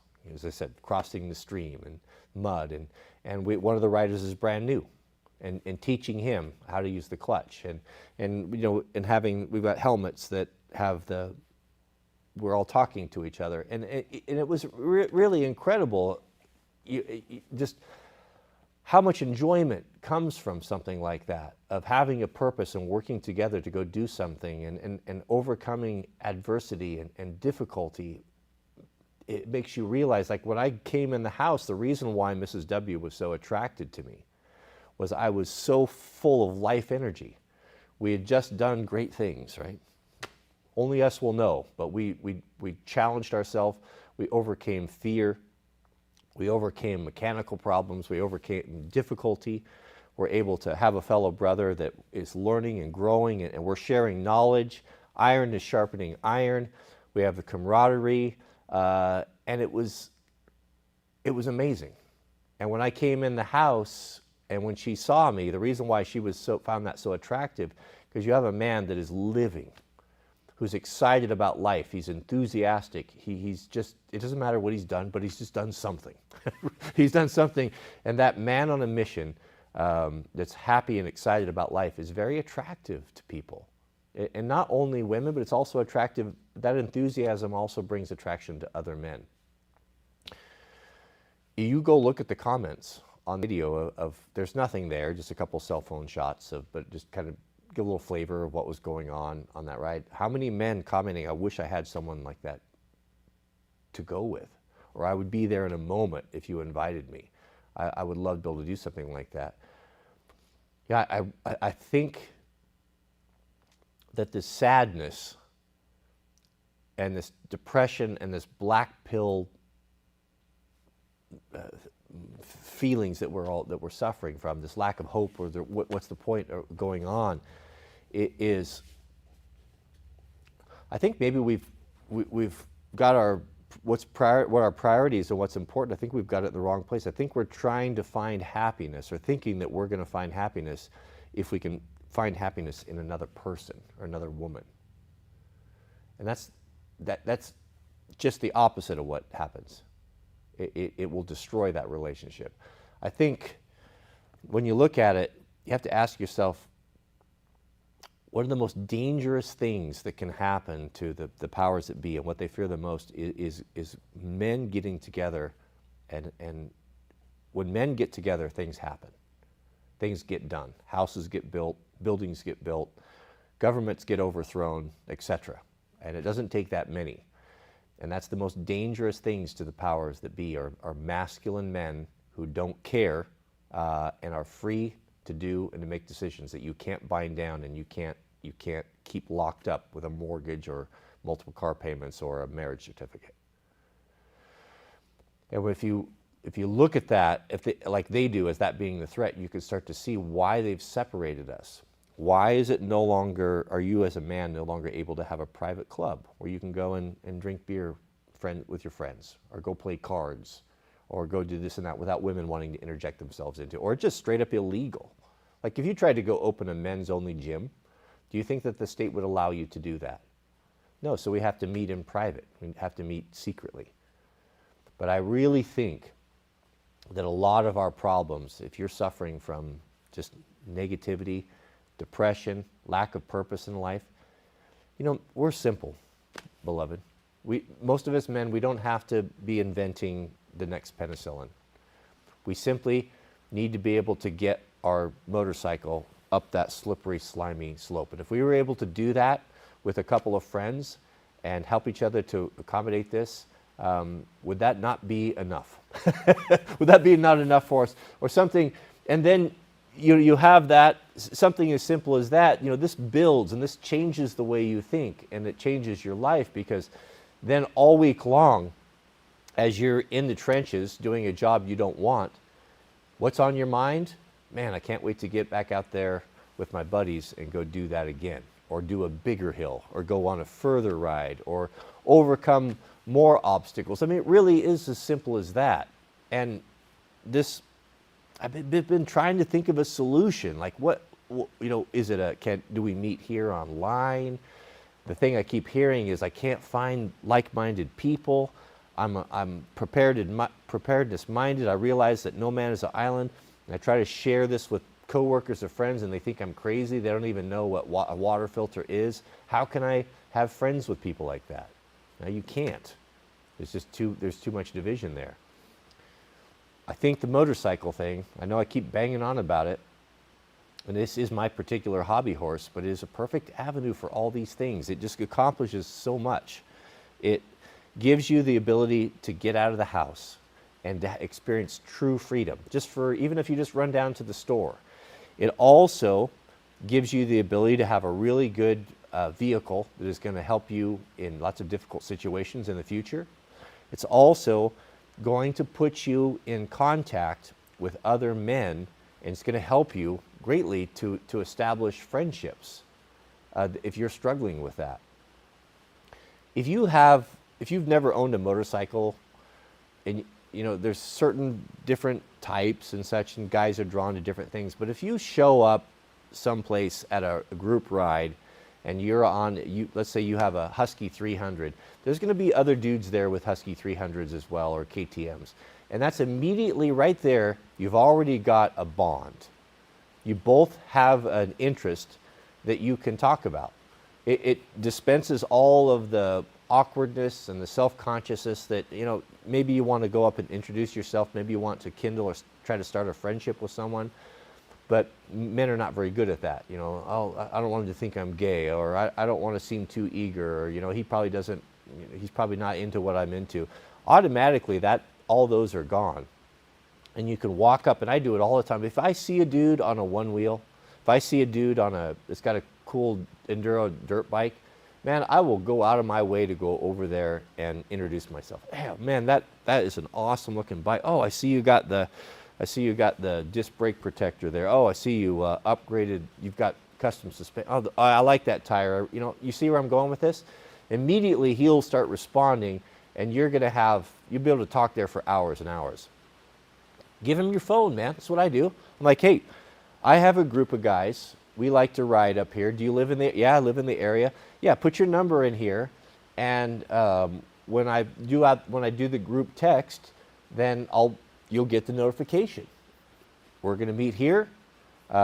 This is what the ride's going to be. This is how long it's going to be. This is probably what you want to do. We're going to get together an hour beforehand, get everything squared away. You're welcome to come over. Do you know a lot of guys do that? And that's a great way to do it. And if you are suffering from just not having a purpose and not being able to meet like-minded men, I just can't think of a better way to do that that is within reach, and just give you something to look forward to. If you don't have a shop to go out to, if you're stuck in the house and you've got kids running around and you're about to lose your mind and you're working all the time, just to have that outlet to be able to jump on that moto and just to get out and just go for a ride, meet up with some friends. Man, I cannot overemphasize the importance of that for your sanity and just having that purpose. And it's not a great thing. You're not curing cancer, but you are doing something, and you're building friendships and relationships. And these type of guys that you meet in this environment, if they're motorcycle type of guys and they're willing to go out there and do that, they're already your type of guy. They're already practically pro-ho, halfway there anyway, it seems to me. We have a super chat from Mr. Robbie Johnson. Shout out to you, Robbie. Robbie writes, the more so meant ways of finding intelligent women who don't go to university. I don't go either. Make too much as an electrician to go. Yeah. I would look at that as a huge impediment. Just the opposite of what they look at it. They look at it, they think, well, if I make my own money and I get an advanced degree, I'm going to be a higher status woman. I'm going to have access to better, bigger quality, or bigger portfolio of men. Just the opposite. When you get advanced degrees, I mean, how many PhDs are there out there? And if a woman's a PhD, she's not going to want to marry a plumber or an electrician. And if she has a master's degree, she's not going to be content, most of them, marrying someone with a bachelor's degree. It's just the way that it is. So the higher they go up in their education, the smaller number of men that are actually going to meet their standards. And the same thing goes with finances as well. If they get their money up and they're making $100,000 a year, is it going to be easy for them to date a dude making 42? No, it's not. So they destroy their own prospects.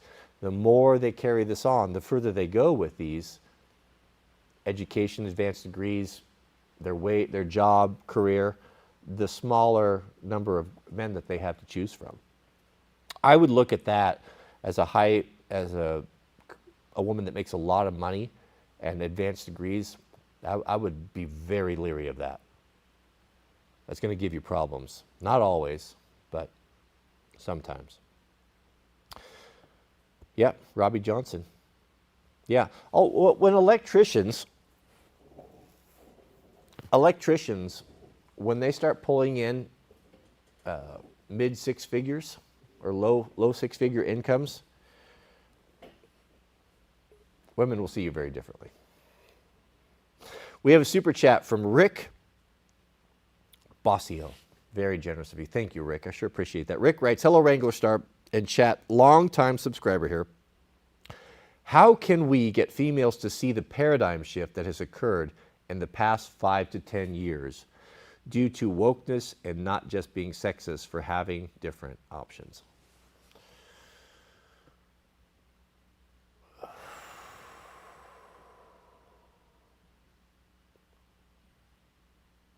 how can we get them to see it?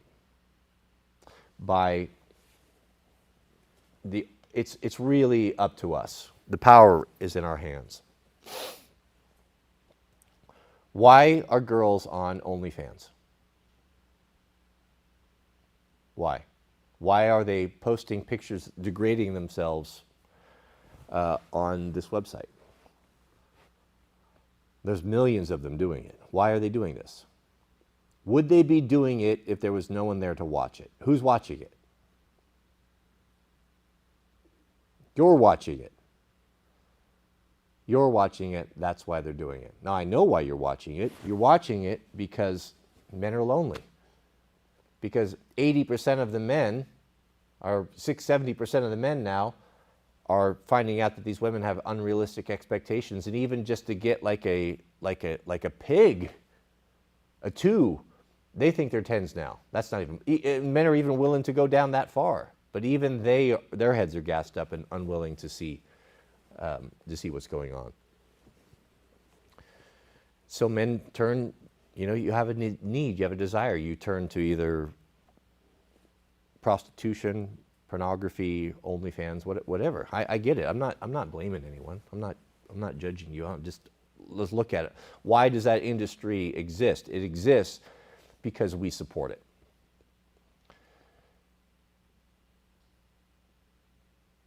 We need to stop supporting it. If we didn't watch it, that would be over immediately, overnight. The website would shut down, it would collapse. These things that continue, that we don't like, they continue because we don't pull away from it. We continue to support it. When some of those girls are making $50,000, $100,000 a month, who are they making that from? They're making that from you. You're complaining about them, but you're supporting it. So, the only way, and it started small, it started with chivalry is dead. I've had that experience. I've come out and said, I'm not holding doors open for women anymore. I'm not treating them any differently. They want to be treated equally, then I'll treat them like a man. And when they start getting treated like men do, across the board by all of us, when they're on the side of the road and no one's helping them change their tire, when they have to figure out how to fix their own leaky toilet, when they have to go and buy and get a ladder and climb up there and change the smoke detector, low battery beeping, when they have to go out at night, grab a gun and see who it is that's sneaking around and trying to break into their car, when they have to do that, and there's never going to be a man to step in and to take on that responsibility away from them, then and only then will some of them wake up. But many of them will not. Half of them will just resent you. Will just go full Karen mode and never be able to take any responsibility whatsoever. But you're seeing it. They're waking up to it. They're having the conversation. It started with, oh, it's all the men's fault, and there ain't no good men out here, and all men are bastards, to start to wake up like, well, wait a minute, I'm not getting the attention like I used to. Oh, when I used to wear this top out, I used to have all these guys, looking at me and asking me out. Now I'm not getting that as much. Why? The only way that it's going to happen is if we remove and we stop participating in all these things. It's really in our hands. And that's why the worst problem that we have to deal with in society is the simp. The simp and the cop, which is by and large the same thing. The simp will continue to cater to these women and be the beast of burden and chivalry and milady and all that stuff will always be there to pick up the pieces. Look at what happens if you're in public and you have two people fighting, right? A man and a woman, right? That woman can wail on that dude, and all these guys will just stand around there and not do a thing about it. Probably take their phone out, make some remarks. But you let that man defend himself that's being attacked by putting hands on this woman to try to stop her from scratching and biting and fighting and throwing stuff at him. The moment he lifts a hand on there, there'll be an army of dudes that run over there and take care of him. Put him down, beat him down, and here will come the cops, and they'll either throw him in a cage, arrest him, or kill him. All at the beck and at the beck and call of this woman who may have started the whole incident. That's the problem. We're the problem. We reinforce all of these things. So the only solution to this is for us to wake up and to realize that we're being manipulated. We're not being appreciated for what we do. And if they want to be equal, then they will be treated equally. And that means treated like a man. And they will not like that. And then and only then eventually may they come around to see. And again, I would be surprised if half did. Now with women that, a TradCon woman, that has deserved, like Mrs. W, has deserved everything, that has been at my side and supportive to me, and we've built this life together, and she's never wavered in that. She's treated like a lady. You can better believe that she's put first in this household. You can better believe that she's served first, that she gets her door open, that I protect her, provide for her, that I come out and I spend my days providing and making sure that she has everything that she needs and lacks for nothing. Why? She's deserved it. I respect her. She didn't show up at the finish line trying to claim all my hard work. She started the race with me, and we've ran it, and we're finishing it together. That's a very, very different situation. And a woman like that, that's what we take care of. She is fulfilling her obligation as a traditional wife. I'm fulfilling my obligation as a traditional providing husband. But you can't expect us to be traditional husbands and show up at the finish line and expect us to do everything. We're not going to do it. So to answer your question, or Rick's question, is we have to walk away from it. Stop paying attention to them. When they go out whoring, don't look at them. Turn your back on them. Don't open doors for them. Don't help them if they can't pick up the weight at the gym. Don't change their tires for them. Don't do any of these things. Do it for your own. Do it for the women that have deserved it. Do you think Mrs. W, do you think I wouldn't be on the warpath to go out and to fix her tire if she made a phone call to me, or to rescue her, or to do whatever, or to put my coat down in the puddle? You better believe I would, because she's deserved it. But an ungrateful, nasty feminist demanding all these things from us, but yet not bringing what we want, or not even asking us what we want, is, that can't be rewarded. We have a super chat from Mr. Noah Cloud, a member message. He's been with us for 2 months. Good to see you, Noah. Noah writes, how's my proho coming? Wife, 4 dogs. Oh, here we go. This is another, this is going to be a segment that started today. It's going to be Rate My Proho. So I will rate your proho. So should our rating be on a sliding scale? Should we do on a 1 to 10? I'll have to think about this. Hard to quantify this, but you know it when you see it, just like pornography. We have a super chat. All right, we have rate my proho. So Noah's got this. Wife, 4 dogs, framing tools, a cat. Now, is that a dozer or like a cat? 1979 RV with generator and falling and limbing saw and an 86 Suzuki Samurai. The truck is a whip. Yeah, I would say that you are definitely winning. I'm going to rate your proho. Wife, essential. No, not essential. That's not essential. It's dog, essential. Framing tools, that brings you way up. Proho is going to be able to put his nail belt on and go take care of problems. Leaky roof, help a brother frame up a house. That's something we need to do. That's another video we need to do, is we need to have the basic toolkit for proho when it comes to the carpentry tools. As I've said in the past, my granddad was a perfect example of this, and many men in the church I grew up in.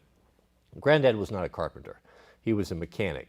But like proho, he had a basic understanding of all things, and all the men did. And there was so many times, it was just natural. I think back on it so fondly. A call would go out at church. Hey, widow so-and-so, we need to put new comp roof on her house. Her roof's leaking. It's 30 years. We need to tear it off and get up there. Men are meeting out there Saturday, Sunday, whatever. Bring your tools. 50 dudes, 60, 70 dudes show up. My granddad always showed up. He had his tool belt. In his tool belt, he's got his roofing hammer. He's not a roofer, but he has a basic understanding. He could be useful. Roofing hammer, he's got his speed square, got his pencil, tape measure, everything. Throw a ladder in the back of the truck. Everything he might need, maybe some demo tools for ripping off the old comp. He's got his own nails, right? All the guys had that. They showed up. No one had to be told what to do. There would have been guys that would take charge that were maybe roofing contractors or general contractors that would kind of, okay, this is what we got. All right, you guys go up here, start to tear off. Let's get these bundles thrown up here, etc. That's the way it was done. A man was expected to, when the call went out, and when there was a need in the community, that he answered the need. He had the ability. He had the skill set. And so, being pro-ho is really, that is the archetype. That's the type, the type of thing that we need to be thinking about. How can you be useful? And where do you start with that? Well, I don't know how to roof. I don't have a church. No one's calling me. What are you talking about here? Well, you start with your vehicle. You start with your person. You start with an EDC. Are you carrying an EDC? Do you have on your person the ability to deal with some situations? Do you have a pocket knife? Do you have a flashlight? Do you carry a handkerchief? Could this be used as a tourniquet? Could this be used to bring aid to someone, a child that's thrown up and needs cleaning up? Could this be pressed as a blanket? You see where I'm going, right? How can I be useful? How can I be not just like everyone else? How can I be? It starts with, are you wearing a belt? Are you wearing clothing that's suitable for a man and not looking like a peacock running around like some fool? That sort of thing. It starts right there. Do I keep myself, am I in reasonable shape? We don't need to be triathletes here, but are you 50, 60 pounds overweight? Do you disgust yourself when you look in the mirror? Well, then you take care of that, right? We don't need quick fixes. We understand. We did this. We got ourselves fat by drinking too much beer and eating, wild hot wings, whatever. We need to fix this. It's going to be an equal amount of time to take this off. Okay, so we're eating one meal a day. We're taking our cold shower. Cody's been talking about the Wim Hof breathing method and the cold shower, but why aren't you doing it? Well, I like being fat. If that's your choice, then that's what you do. But this is where you start. Get your EDC sorted out. Get yourself in reasonable condition. You don't need to be a triathlete. How about you go get yourself a dirt bike? Why don't you get out and make some friends? Start doing stuff. Summer's coming up. The funnest motorcycles are the cheapest, smallest ones. Have we not had, all of us had more fun on a scooter than anything else? You're going to meet friends, you know what I'm saying. And from there, it extends to your truck. You've got those situated. You're physically, you're able, if you had to run a mile with 30 pounds, you could do it without having a heart attack. We're not Navy SEALs here, but we should have some basic capabilities. And you know what those are. After that, it extends to your truck, your car. Do you have a retrieval kit? Do you have a fire extinguisher? Do you have a medical kit? Do you have a tourniquet in there? Do you have a few basic tools? I've provided all of this stuff for you guys. You guys can go back and watch the videos. You've probably watched the videos. You should have all these things in place. That excellent, that being prepared and doing things properly and being useful and learning things, that translates into new things, and then you expand that, and then you get your home and your shop or your piece of land. You see where I'm going.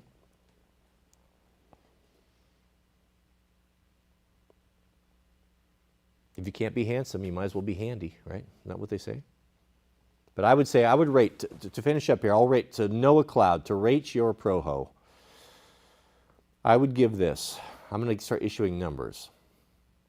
Wife, 4 dogs, framing tools, cat, 79 RV, which speaks to me of a man who knows how to keep things running, because you can keep a 1979 RV going, then you are definitely Proho. And a Suzuki Samurai.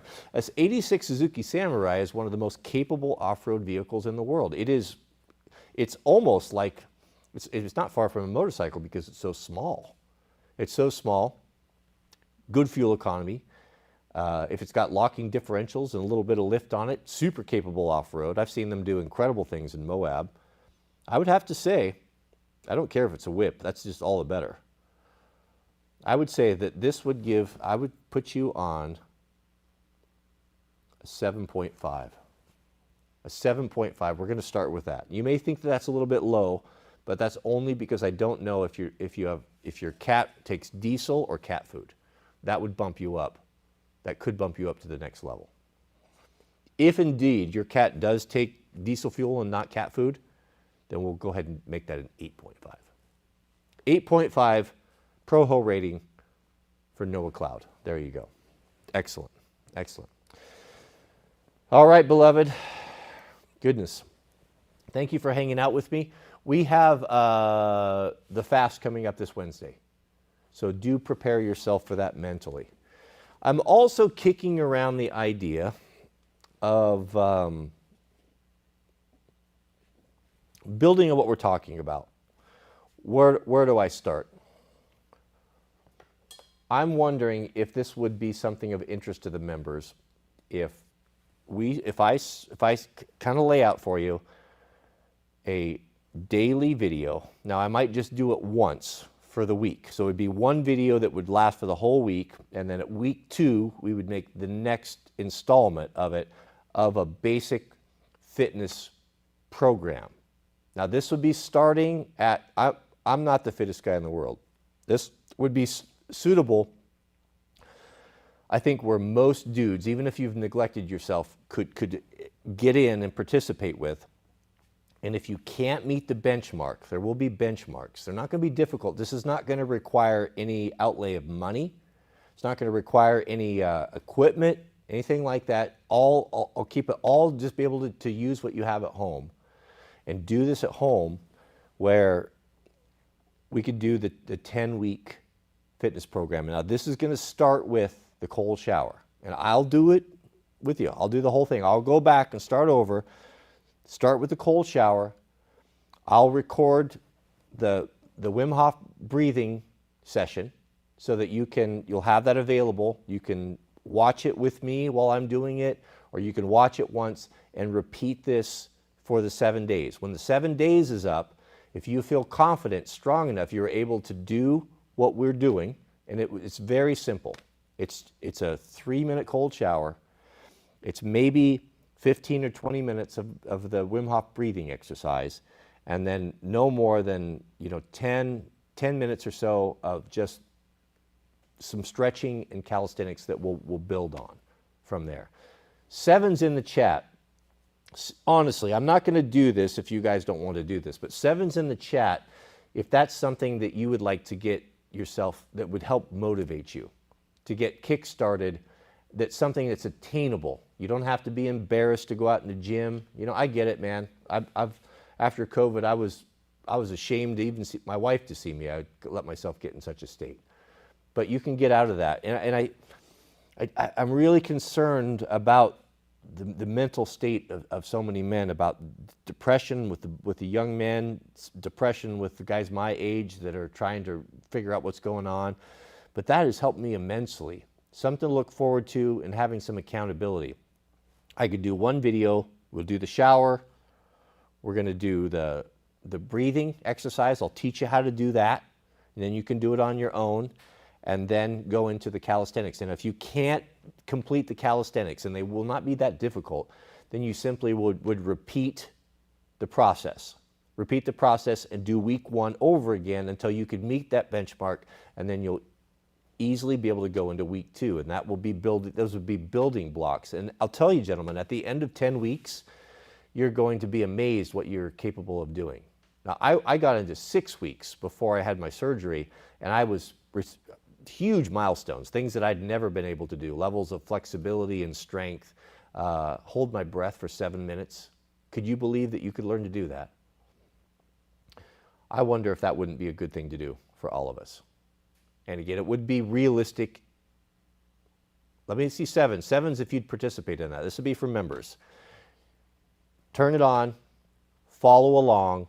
I do the one, this is what we do for 1 week. You just rewatch it or just memorize it. It's not overly complicated. And then from there, those of us that are ready, we move on to 2. And now we're building. We'll start simple. If you're worried about the cold shower, if you can't get the courage up for that, we can start simple. 30 seconds. We do 30 seconds. You can do 30 seconds. You can jump in the shower. You can go get hot, get all warmed up, flip it cold. 30 seconds you can do. Flip it off. We'll start with that. And then we do a minute. Then we do a minute and a half. Now, then we'll be up to 3 minutes. And trust me, gentlemen, you can do this. And it's important. It's important. We also need to be outside.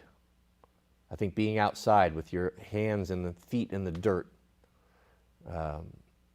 your real sunshine in your eyes, moving about, getting out and doing stuff. I think it's important. I think it would.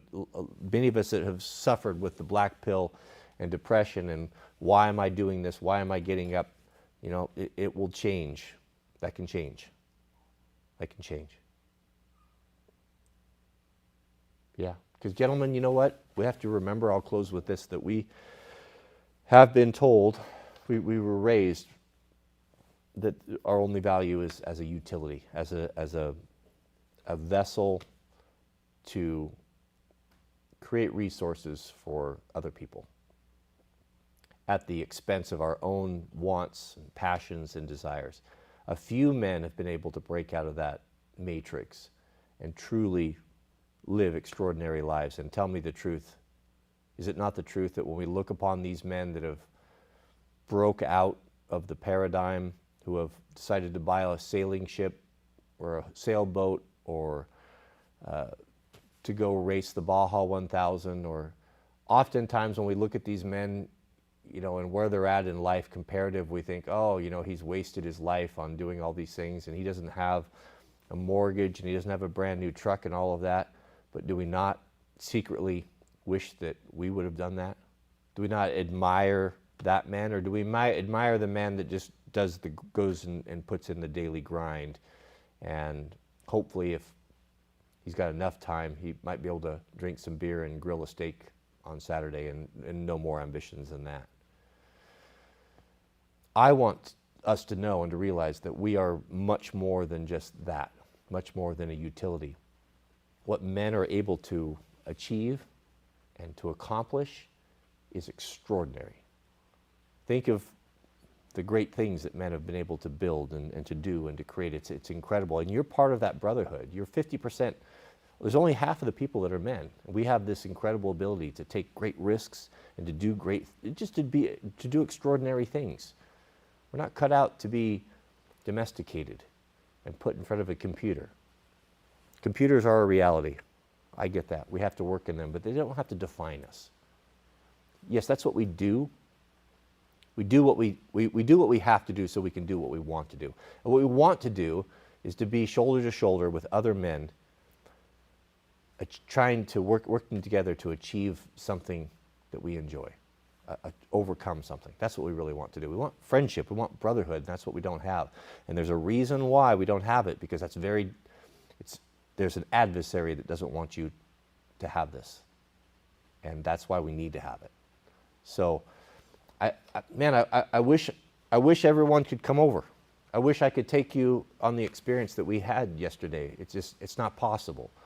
So I'm trying to find a way. How do we have something or a place where you can come and just to understand that we're all on the same page here, that we want the same thing, that we're just like you, and that we care about you. We want you to do well. Good men are not petty. Good men who respect and love one another and are friends. You love to see your fellow doing better. I've known two types. The men will fall in two camps. You get a group of guys, one guy gets a brand new motorcycle. There's a type that are so happy for him. You go over there, and the moment I hear someone got a new motorcycle or a new truck, man, I'm going over there.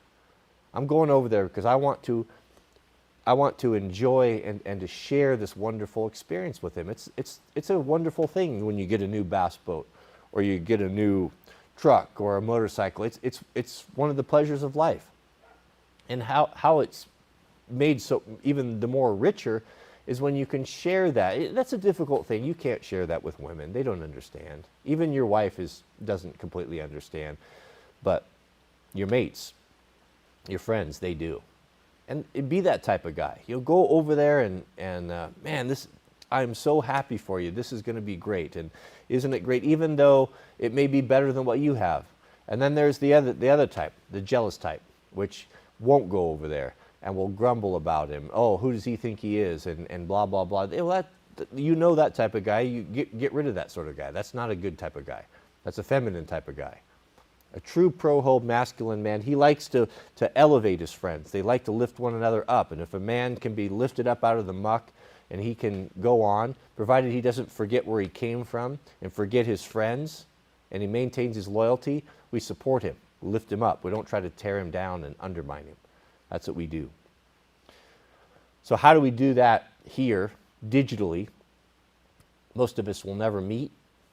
However, how do you have, is it of value to have a place where you're feeling down, you're feeling like your life has no point, you don't know what to do? Is it valuable to have a place where you can come and know that we're all in this together, and we're learning, whether it be gear reviews or tricks, we're learning from one another, we're sharing stuff. There's a lot of really good things going on in the members chats. You know, I'm starting to see this, and I'm trying to evolve with it and trying to take advantage of it. You know, and how can we create this into something that's amazing, I guess is where we're going. I think we can. Mr. Dr. Prepper, we'll close with this, says, celebrating the community of men you have created. Yeah, that we have created, beloved. You know, you guys can go anywhere you want to. You're here because you want to be. This is your choice. You're an equal voting member here. You vote by being here. You know, this is just an avenue. And again, I got to really preface, I'll close with this.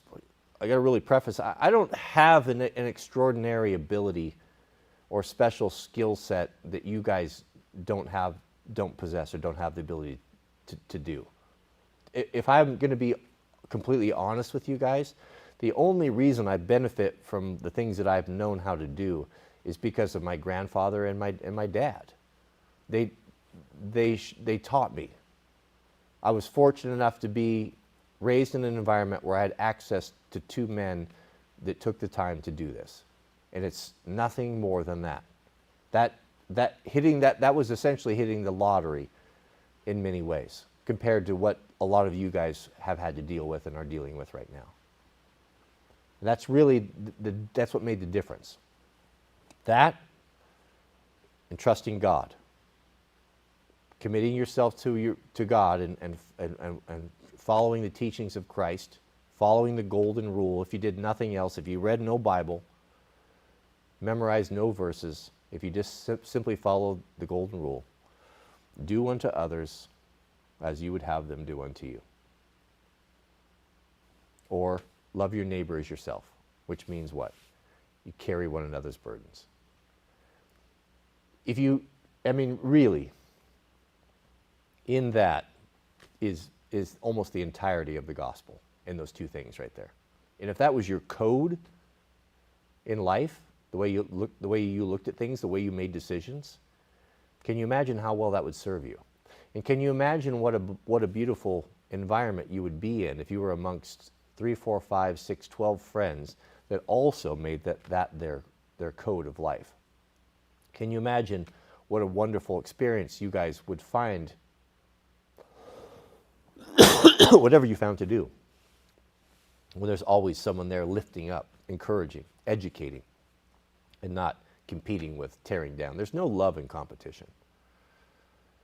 There's definitely no love in charity and competition. Competition can be done lovingly, and it often is, but as long as you are always lifting folks up, you always want the weakest rider in your group should not be the butt of jokes, should not be criticized or emasculated, as some really terrible men will try to do. I've I've been involved with men like that. They're no longer invited to our riding group. Yeah, they had great skills. They were among the best riders of the group.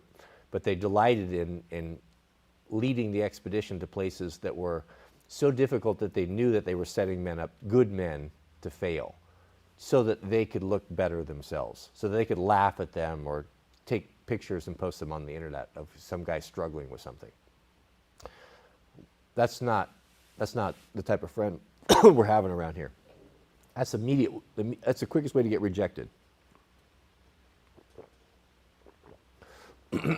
What we do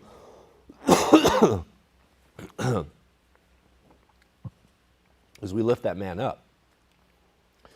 We are off our bikes, moving rocks, talking him through it. This is how you do it. This is how you run the clutch. Not only that, but we're giving him every ability to succeed before the ride. Come over to the shop an hour early. Let's make sure your air pressure is right. That can make a big difference. Let's make sure that we've got the sag set up properly on your bike. That can make a big difference. Let's make sure you understand what are the rules of the road. How do you ride with a group? How do you deal with intersections? How do you deal with a knobby on a wet surface? You know, instead of setting a man up for failure, where he is not going to have a good time, that he's going to feel inferior, he's not going to feel an equal in the group. You know, you can go one of two ways. You can tear a man down in an environment like that, or you can build a man up and have a friend for life, and ultimately an ally, someone that you may rely upon to save your life or to teach you something. So be generous towards our fellow men. You know, we're all out here at a disadvantage. We're all trying to fight for scraps and do the best we can in a world that's stacked against us. The last thing we need to do is to be fighting amongst ourselves. We need to be lifting one another up, supporting one another, and teaching one another. Just like my grandfather spent so much time with me doing just that, never criticizing unless it was necessary, and supporting and lifting up. That's what we're trying to do here. Oh, goodness. Thank you, Dr. Prepper. That's a good way to close it off. All right, thank you, beloved. May God bless you and your families. It is pouring down rain right now, so I don't know what I'm going to do today. I don't know. You'll be the first to know. Thank you. May God bless you and your families. Get ready. Let me know privately. Email me, Cody@Wranglerstar.com. If I'm going to go to the trouble of doing the 10-week workout, I want to hear from you if you'd be willing to do it, as why.